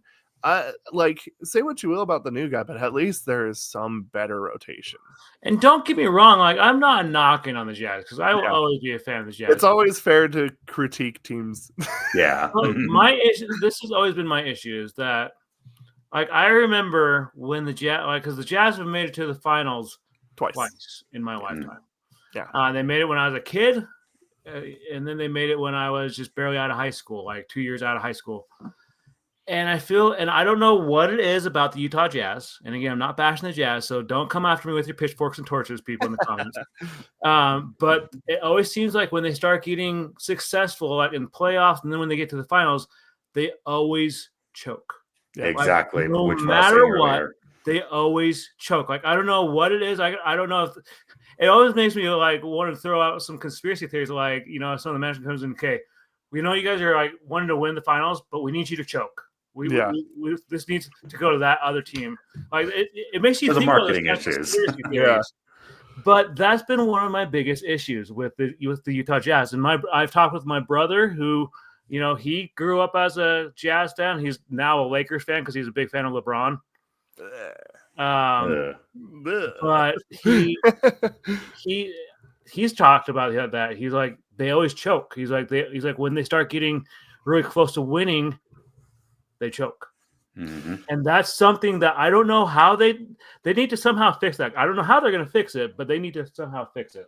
The other thing that really annoys me too is as soon as we get into a big position like that, and then we implode after we choke. They're like, oh, this isn't working anymore. Send these players out for, we're going to send out our 3 best players. We're going to get back 6 picks. We're going to rebuild. And it's like, why? We just got to the division finals. Just keep the team. Learn how to rotate better. Learn different strategies. Study more film. And then they're just like, no, we're just going to trade everybody instead. One of the biggest mistakes that the Jazz has made in the past 5 years was trading Donovan Mitchell. Well, he requested it. He wanted but still. I mean, I probably would have said no, but yeah, let's hear it. And then especially with what Tony said about us choking when we get into the higher positions. But sorry, having tongue twister here. But yeah, I think what the Jazz need to do, like I noticed this in their recent games, is I was like, okay, you guys need to have better teamwork. I think their passing is getting good. Their shooting is getting a little bit better. Even their rookie this season does have good potential. But of course, if they keep that relationship steady and if they use it to build to be a better team, I bet you we will have better seasons down the road for sure. And eventually, hopefully get to that NBA Finals victory. Oh, for sure. And then back then when one of LeBron James's kids was coming in the NBA, even though he wasn't really that star player level. Bronny. Bronny. We were talking, me and my buddies, and I was like, you know what? I think it would be so funny if Bronny played for Utah.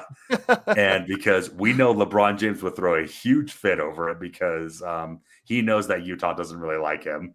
Yeah. But even if LeBron James played for Utah for one season, could you imagine how popular jersey sales would be? Oh, absolutely. I bet they would make up all that money after designing that yellow team training color. No. But yeah, we just thought that would have been so freaking hilarious.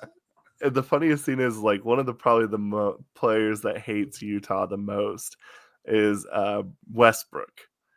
He hates Utah. And I'll never forget the time when they were doing the trade for him to go to, I want to say either Arizona or LA.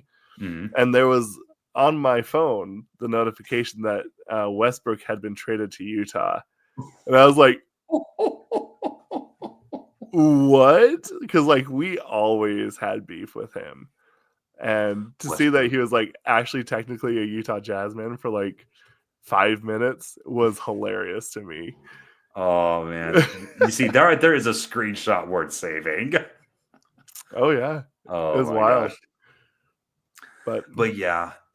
And I think what a lot of people say Utah's other big issue throughout the years is we're just not a big marketing team, which honestly sucks. It's a big deal. It's actually is a problem because it doesn't attract any stars. Like, I mean, you can use this in terms of like football, soccer, not football. But there you go. Like where do all the big players go? To the places that have money right now. That's why there is an actual huge exodus out of like Europe and Latin America, and all of them are going over to Saudi Arabia and like the Middle East countries, and they're paying them billions of dollars to go over there. And nobody's going to come here for a $15 million contract for 6 years.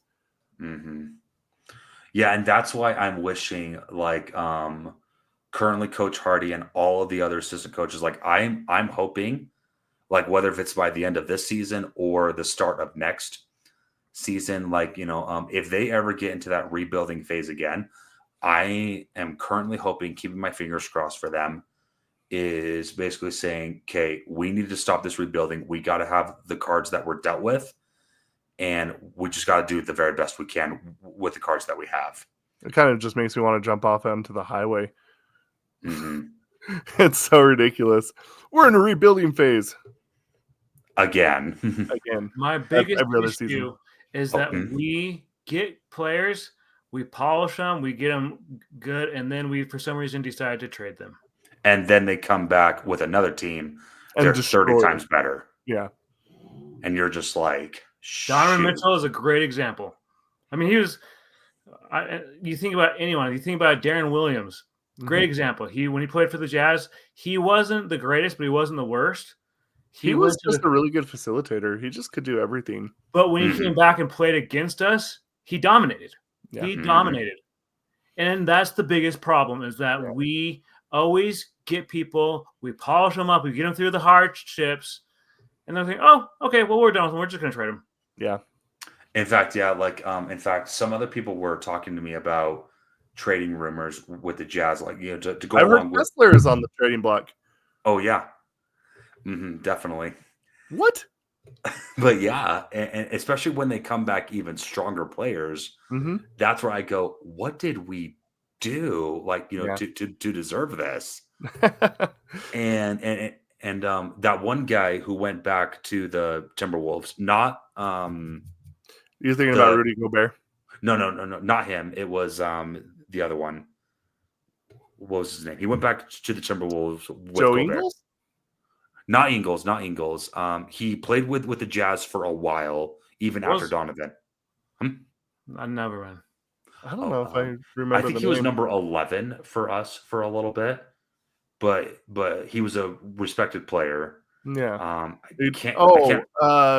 Connolly. Connolly. Yeah. There you go. No. Mike Conley.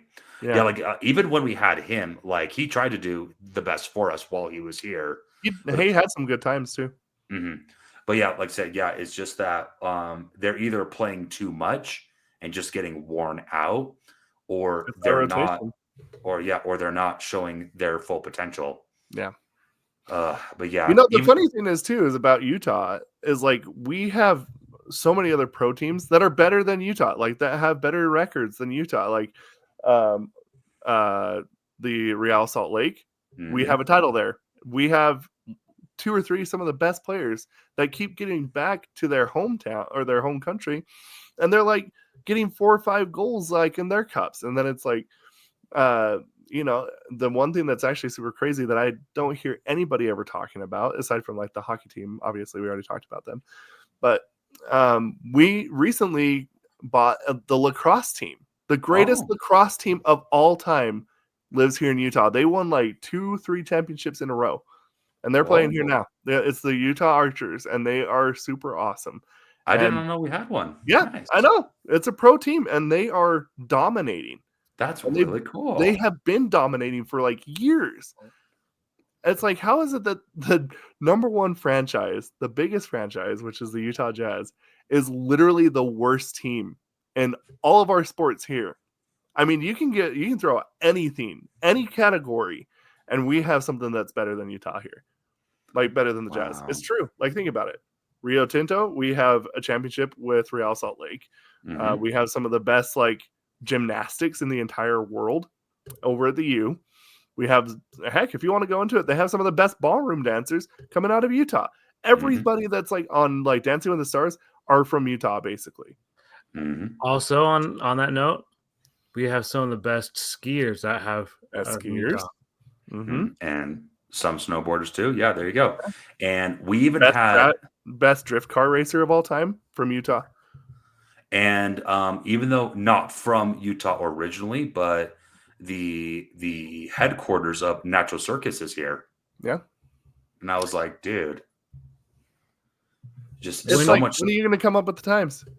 Well, and see, and here's another thing, was that because I watched the Summer Olympics like you guys did. I paid attention to it. The Team USA BMX riders, the doing the tricks, they were from Utah. They practiced in Utah, Yeah. Wow. and there's a reason why they did so good, because they have a whole facility down there, Yeah. just dedicated to that one thing. And I feel like, and I hate saying this, but I feel like there needs to be a not just a revamp. Well, I feel like there needs to be a revamp in the higher ups of the Jazz franchise. I feel like something's got to change, Yeah. because Well, We got Danny Ainge, and he's pretty good. He just needs some time. Well, but But see, people above him need to get going. this is my problem. This goes along with what we talked about off screen earlier with the whole Blockbuster and Redbox kind of thing. Need to modernize. They need to modernize. They need to. You have these people that they're like, oh well, we've been with this franchise since the '90s. That's great. That's awesome. Cool. But it doesn't mean that those tactics are going to work anymore. Yeah, exactly. It's a whole different game. When we lost in 2008 in the finals, that should have been the biggest eye opener to the Jazz franchise higher ups. That this is our second time going to the finals, and we still lost. Mhm. That should have been the biggest eye opener. Like, okay, we need to something needs to change. And don't get me wrong, I'm not criticizing the players at all because the players, they did amazing. They did awesome. Yeah. It's the way that the upper management handled it. And it's like what you guys both have said before. You know, if you go out to California, what's the number one sports team you always see being broadcast? The LA Lakers. Mhm. They're always, you see apparel everywhere. You see advertisements. You see all sorts of stuff. You go back east to New York, the number one team that you always see people advertising is the Brooklyn Nets or maybe the or Yankees. or the Yankees. But you get my point. Yeah. Definitely. They spend so much time and money where they shouldn't be spending it. And it's like what I said just a little bit ago. They get these players that are just new from the draft. We polish them up, we make them really good, and then for some reason or other, the higher ups decide we're done. We're gonna go a separate way. We're gonna. And it's just sad. And I remember, and this brings up a good point. This has been on my mind since we've been talking about this. When Gordon Hayward left Utah Jazz. Yeah, he left because he wanted a change. But you know how much criticism that man took from Utah players and fans? And then when he snapped his foot, his ankle. Yeah. Going against LeBron. Yeah. Oh my goodness. There are so many people making fun of him. I'm like, see, this is why people don't like the Utah Jazz and its fan base, because we are the most toxic. I'm not saying us three, but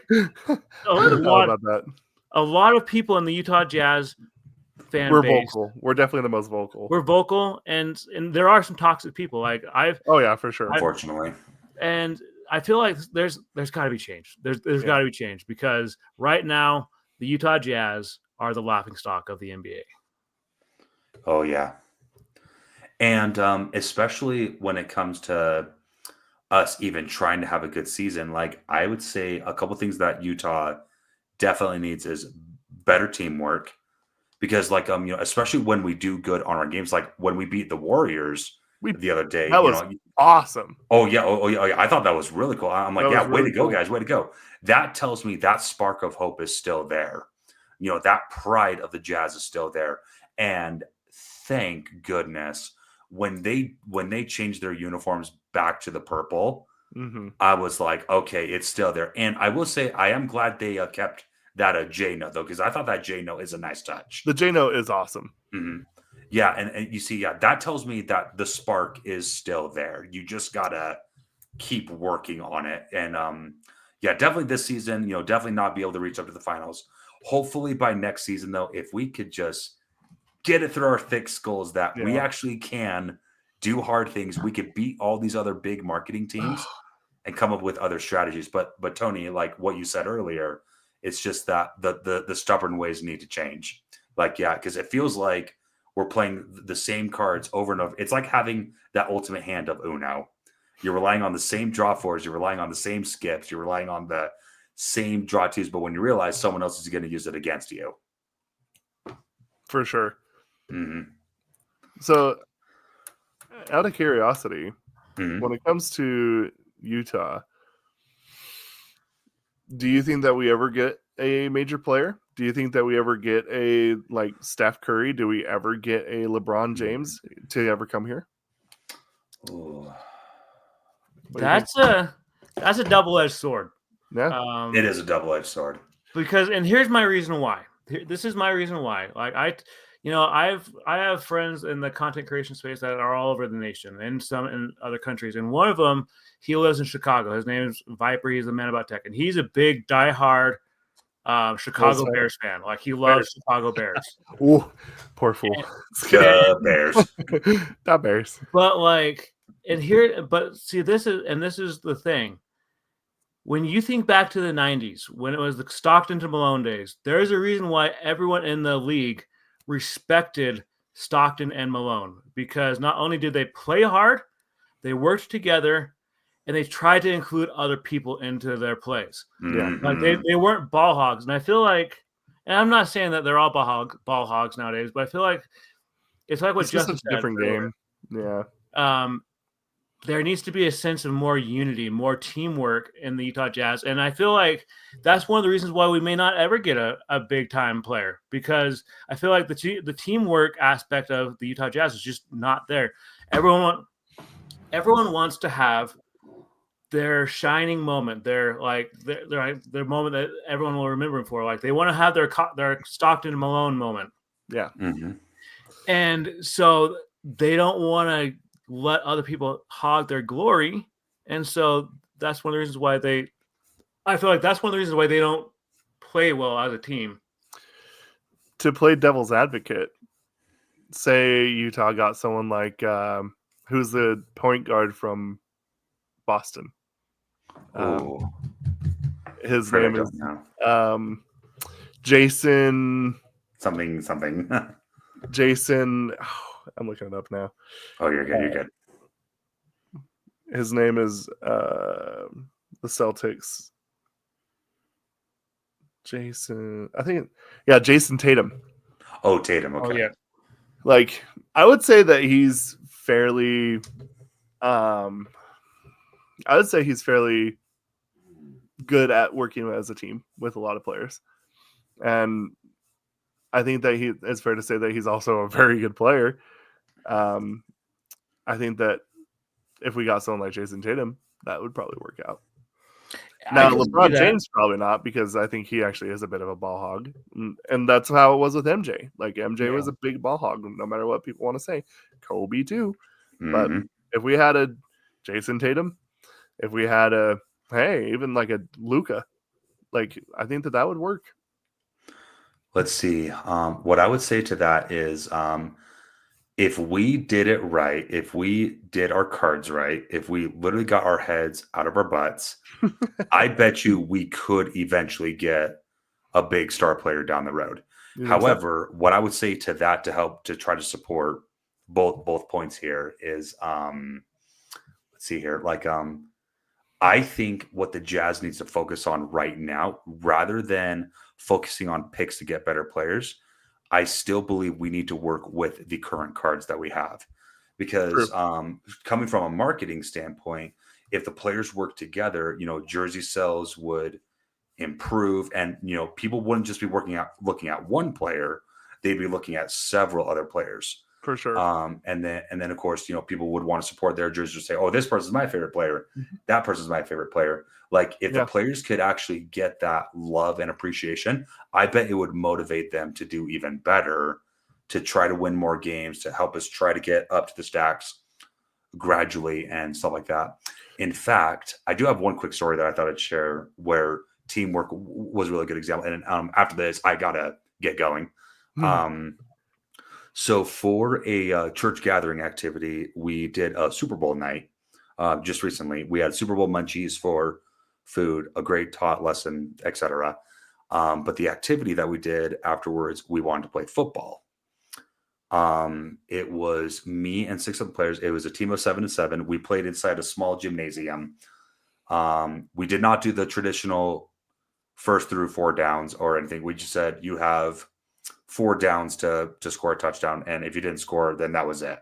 It goes to their team to give a chance to score. So the team that I was on, they decided to have me be their quarterback. Okay. I never played football on a team, never played high school football. The only knowledge I had was just watching a few games here and there and playing a couple of NFL Blitz back in the old school days. I love those games. Those guys are awesome. I don't care what people say. NFL Blitz would be a funny anime. Okay, it would be a funny anime. Anyways, but I'm gonna Go watch Slam Dunk. yeah, exactly. But yeah, so the players who we had a really good mixture of people.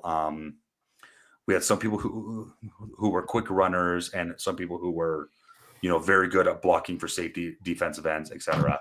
While the other team, we had track stars, we had soccer players, we had other people to go against. Like they were fast, like they were speed demons. Yeah. And then as I was talking to the players, they go, okay, I want to go after this guy. I want to go after this guy. I want to go after this guy. And the question I asked them that really caught them off guard was this: can you keep up with them? And then they paused for a second. They go, what if I couldn't? What if I couldn't? And then I go, tell you what, save him for later. I want you to focus on this person instead. Focus on this person instead. And then I was able to come up with ideas to help score, like to help slow them down for a little bit. Now, this other team, they did score a lot of touchdowns on us, and we were able to score some too. And then as we were looking at time, they go, okay, last touchdown scores wins. And we were like, okay, fair enough. And then here I was talking to some of these other people who've never played football in their lives. They just go, okay, well, what do you want me to do, Justin? I go, I'm going to give you the football, and I want you to run like you are a bat out of Hades. Just run. And they booked it. Like one of them was a girl who never played football. She just darted as fast as she could. She got 5 feet away from the touchdown zone from running all the way from the other side of the gym. So I just thought it was so cool. Interesting. And then of course, the final touchdown attempt comes. And I go, okay, this person's going to come after you. This person's going to come after you. This person's going to come after you, so on and so forth. It's what they're expecting. Yeah. So I had 2 of my fast players. I had them run a zigzag X across the gym. The first time we tried it didn't work. Then I had them switch directions. So we did that. And then I had 2 of the other girls follow one of them while one of them follows the other one to help create a diversion. I took a leap of faith. I threw the football. It literally bounces off the wall, goes to one of the players, slips out of his hands. He goes, "Oh no!" And then one of the girls on my team ends up catching it, and then we won. Nice. That's awesome. Nice. That's really cool. Until someone from the other team was like this, "Oh no, It's out of bounds. They hit the wall." And then we all go, "Oh, deal with it." Funniest victory comeback ever. That's Because awesome. if the Jazz did something like that, where they kind of see things differently Yeah. to try some new ideas, I bet you we can get our NBA Finals victory. Yeah, for sure. Well, So, yeah, out of curiosity, before we end, should we make Super Bowl predictions? go for it. Tony, what All do right, you think? Aaron. Who's winning tomorrow? Oh no! You're Nope, the one I that got came it up with this. No. Your turn. I did that. I did it. I You're started pointing last- that way, and I'm this way. You do that. You do that all the time, by the way. So, Tony, since he's pointing this way, it's actually technically going towards you. Yep, that's right. Moves back around. I think Patrick Mahomes is going to get another ring, guaranteed. I think I think he's going to get another ring. Like, to be completely honest, he's going to get another ring. Okay. What do you about? What do you? I'll actually answer next. Since you're Go for it. Sorry about that. I think that it's going to be the Kansas City Chiefs as well. In fact, I'll give you a score. I think it's going to be 31-34. Oh, But the that Chiefs- would be a really close, good game prediction. Let's see. For me, I really do want to cheer for the Eagles for sure. But I bet you the Eagles are going to try. But yeah, like I honestly agree. I think Mahomes will win that Super Bowl ring. Even though I really wanted these guys to win. I really, really wanted Buffalo to win. I wanted I have Buffalo a- to win too. I have a huge respect for Josh Allen. Me too. Plus, I watched the 4 Follows of Buffalo on Disney Plus. One of the best documentaries I've seen in a long time. And I do have a huge respect for Mahomes, and I have a huge respect for Andy Reid. Those two work really beautiful together. Yeah.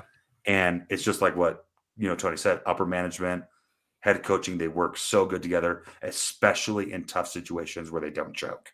Yeah. And if I were to guess the score, I really want to say this for fun. I bet you the game is going to be a 1-point difference.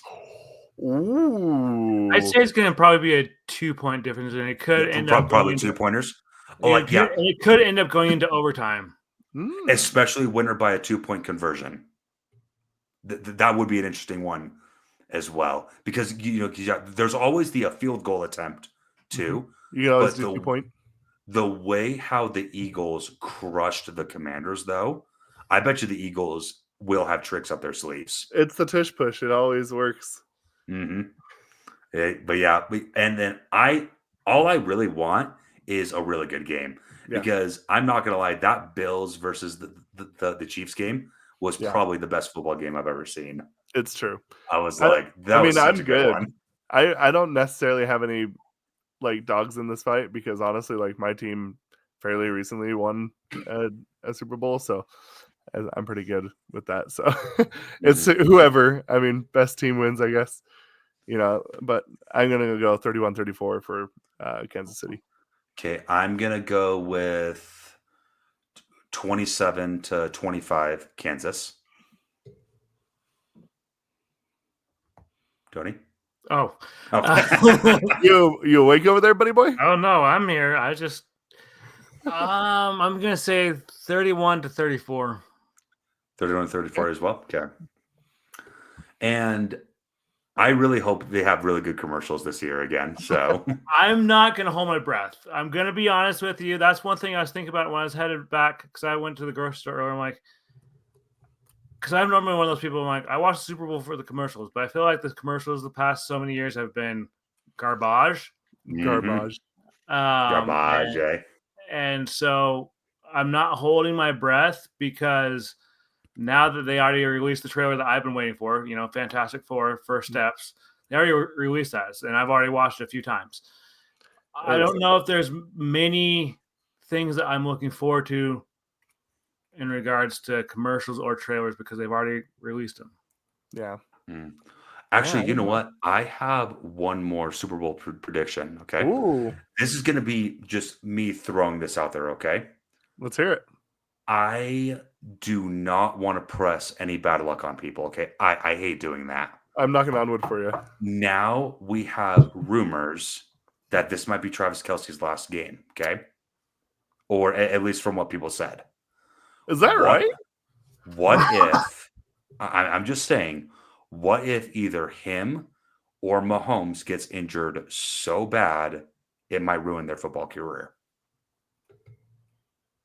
There's also Aaron, I'd make that same face too. Because, like I said, the way how the Eagles destroyed the Commanders in their game, I was like, I don't know how this might turn out. Yeah.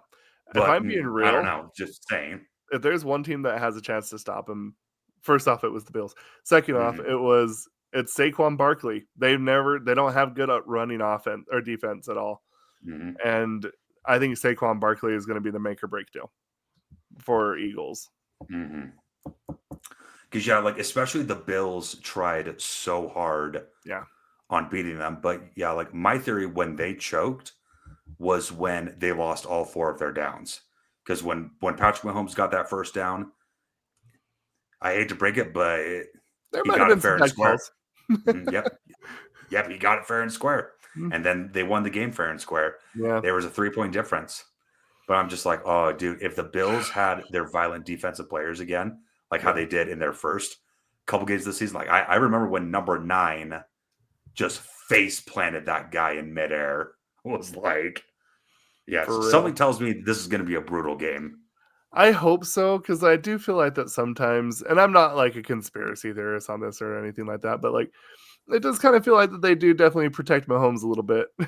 Some of those rough in the passer calls is it's a little soft. Yeah, I was gonna say, I would imagine the Eagles are gonna try to either stop Kelce or at least try effort to stop Mahomes, because they know if they slow down one of them, it will cripple the Chiefs a little bit. Yeah. But like I would say a little, maybe not a lot. They definitely will probably be playing aggressively. But yeah. which I think they have to. hmm And then here's to hoping that maybe we have a decent halftime show too. But I don't know. Who is headlining it? It's Kendrick Lamar.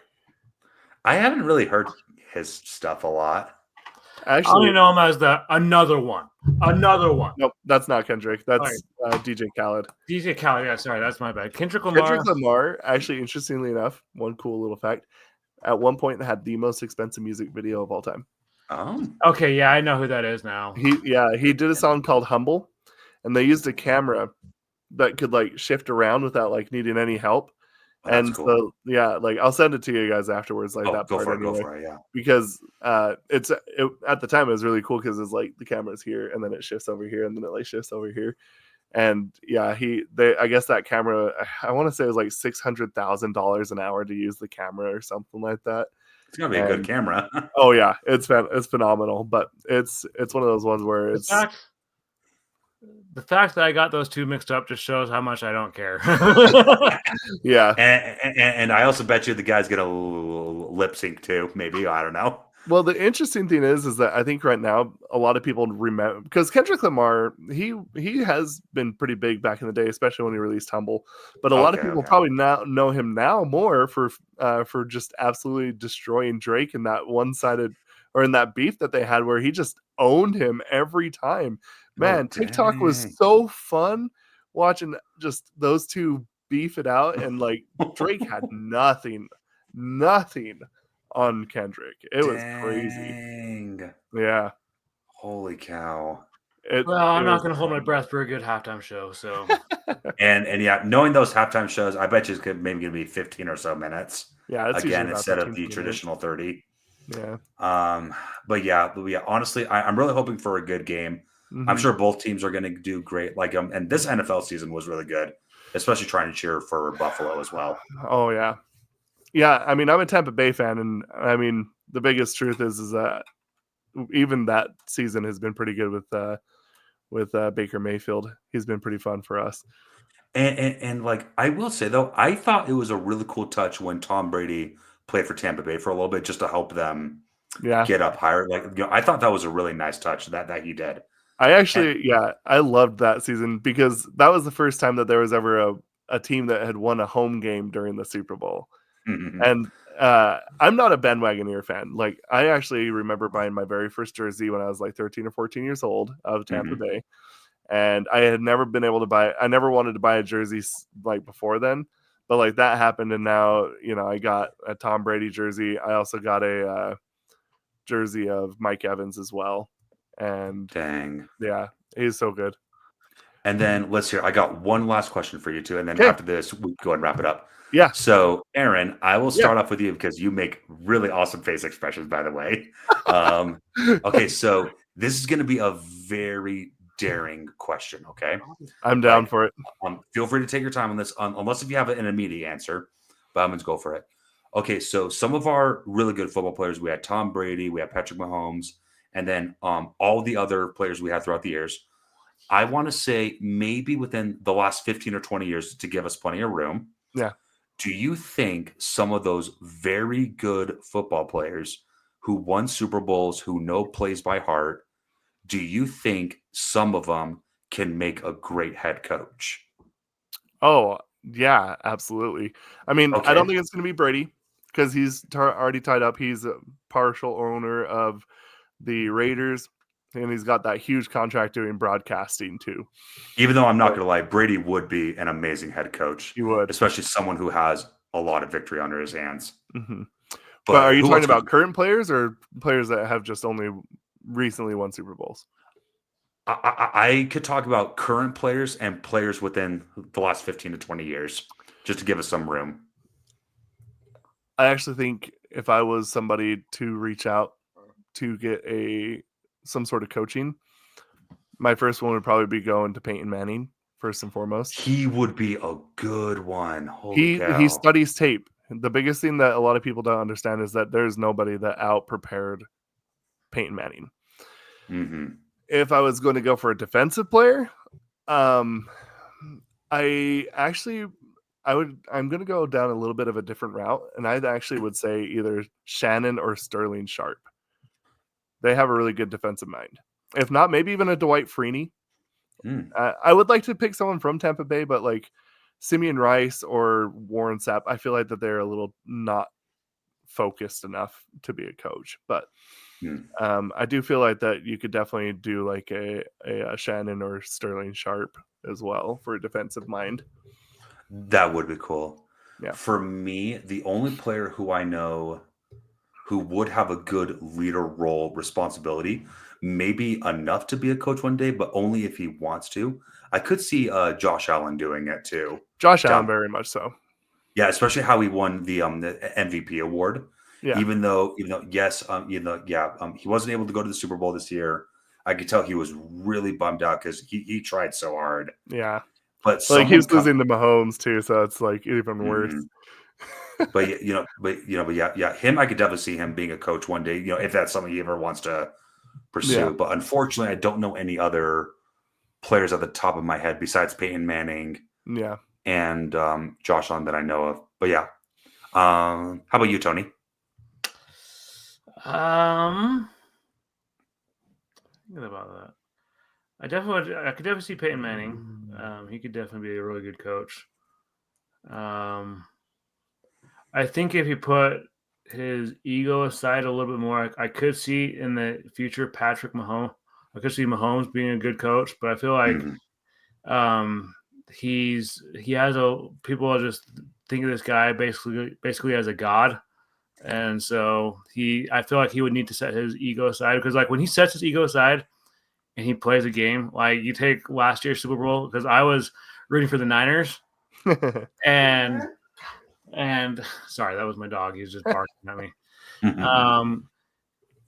But the reason why the Chiefs won was because Patrick Mahomes got focused. He focused up. Yeah. You guys want to see him? He's right here. Ollie, come here. Oh, he's stubborn. He's right there. He's right over there. Yeah, you're good. But my biggest thing is that I feel like with any of the current or recently retired football players is that, like, I feel like in any case they need to set some egos out. There he is. He's right here. You can see his ears. But they need to set they need to set their egos aside. Yeah. That's one of the things that I've noticed about, especially the coach of the Chiefs, is that he knows what it takes to get the job done. Yeah. Mm-hmm. He's one of the best of all time. Oh yeah, exactly. I mean, when it comes to coaching, you have to set your ego aside and say, like, and you have to be accepting. Oh, stop it. You have to be accepting of maybe someone else's thought. Like maybe their play, like maybe if you're working with your defensive coordinators, maybe their play would work out better than yours that you had in mind. So, just like how we were talking about this with the Utah Jazz earlier. Yep, for sure. Try new ideas, come up with the times. Yeah. And yeah, even though when people were talking to me that they also wanted Buffalo to win, and I was like, guys, say what you want, but Andy Reid and Patrick Mahomes, they work really good together. Like, yeah, and they have really your guys' number. Mm-hmm. That's the worst part. Really good. Yeah.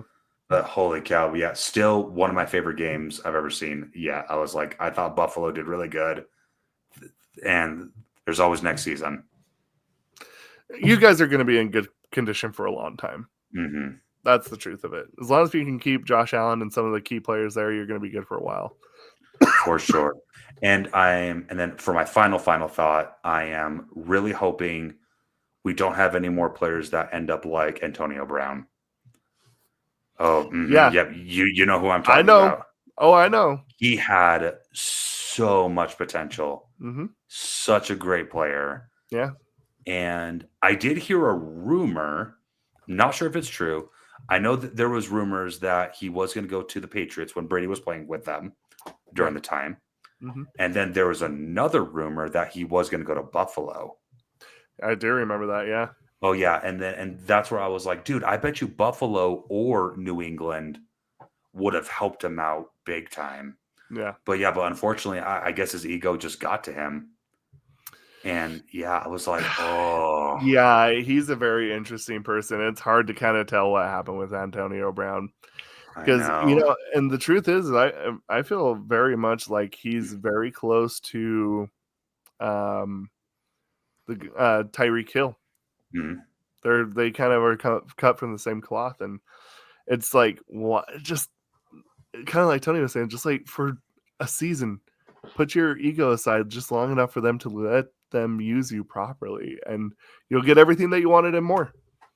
Exactly. Yeah. And then I bet you, even if Brown came back, like, I still would like to see him play for Buffalo, even if it's for one season or maybe for another team. But I bet you if he brought his skills back up and got rid of his ego, I bet you he would bring back that wide receiver talent again. Yeah, I mean, I was we like, grew yeah, up. that guy can run. Yeah, I mean, we grew up in the time with like Terrell Owens. He had a massive ego.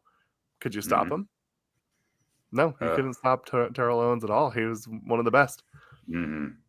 It's just I don't know. It's a different type of ego problem that they have nowadays. Uh, but yeah, well, yeah. All I can say is, welcome to sports. Right? Welcome to sports, indeed. If Welcome you to guys sports. are just finding Justin's YouTube channel, make sure you subscribe because there's gonna be a lot of good things coming from his channel this year. For sure. Awesome. Well, hey guys, listen, thank you so much for doing this for me. I appreciate you guys taking your time. And then for viewers, I'll finish off with a very funny dad joke that I heard just for kicks and giggles. So, did you guys know that it is illegal to laugh out loud in the state of Hawaii? Kind of stupid, right? Yeah. Well, I hear so many people complaining about it so much they want to keep it at aloha. But That's pretty good. But still, in case you ever fall down the stairs, don't shout out the wrong band name. All right, guys. Well, hey, thank you so much for this again. Thank you. Thanks for having us. Thank you. All right, see ya. Bye bye. Peace.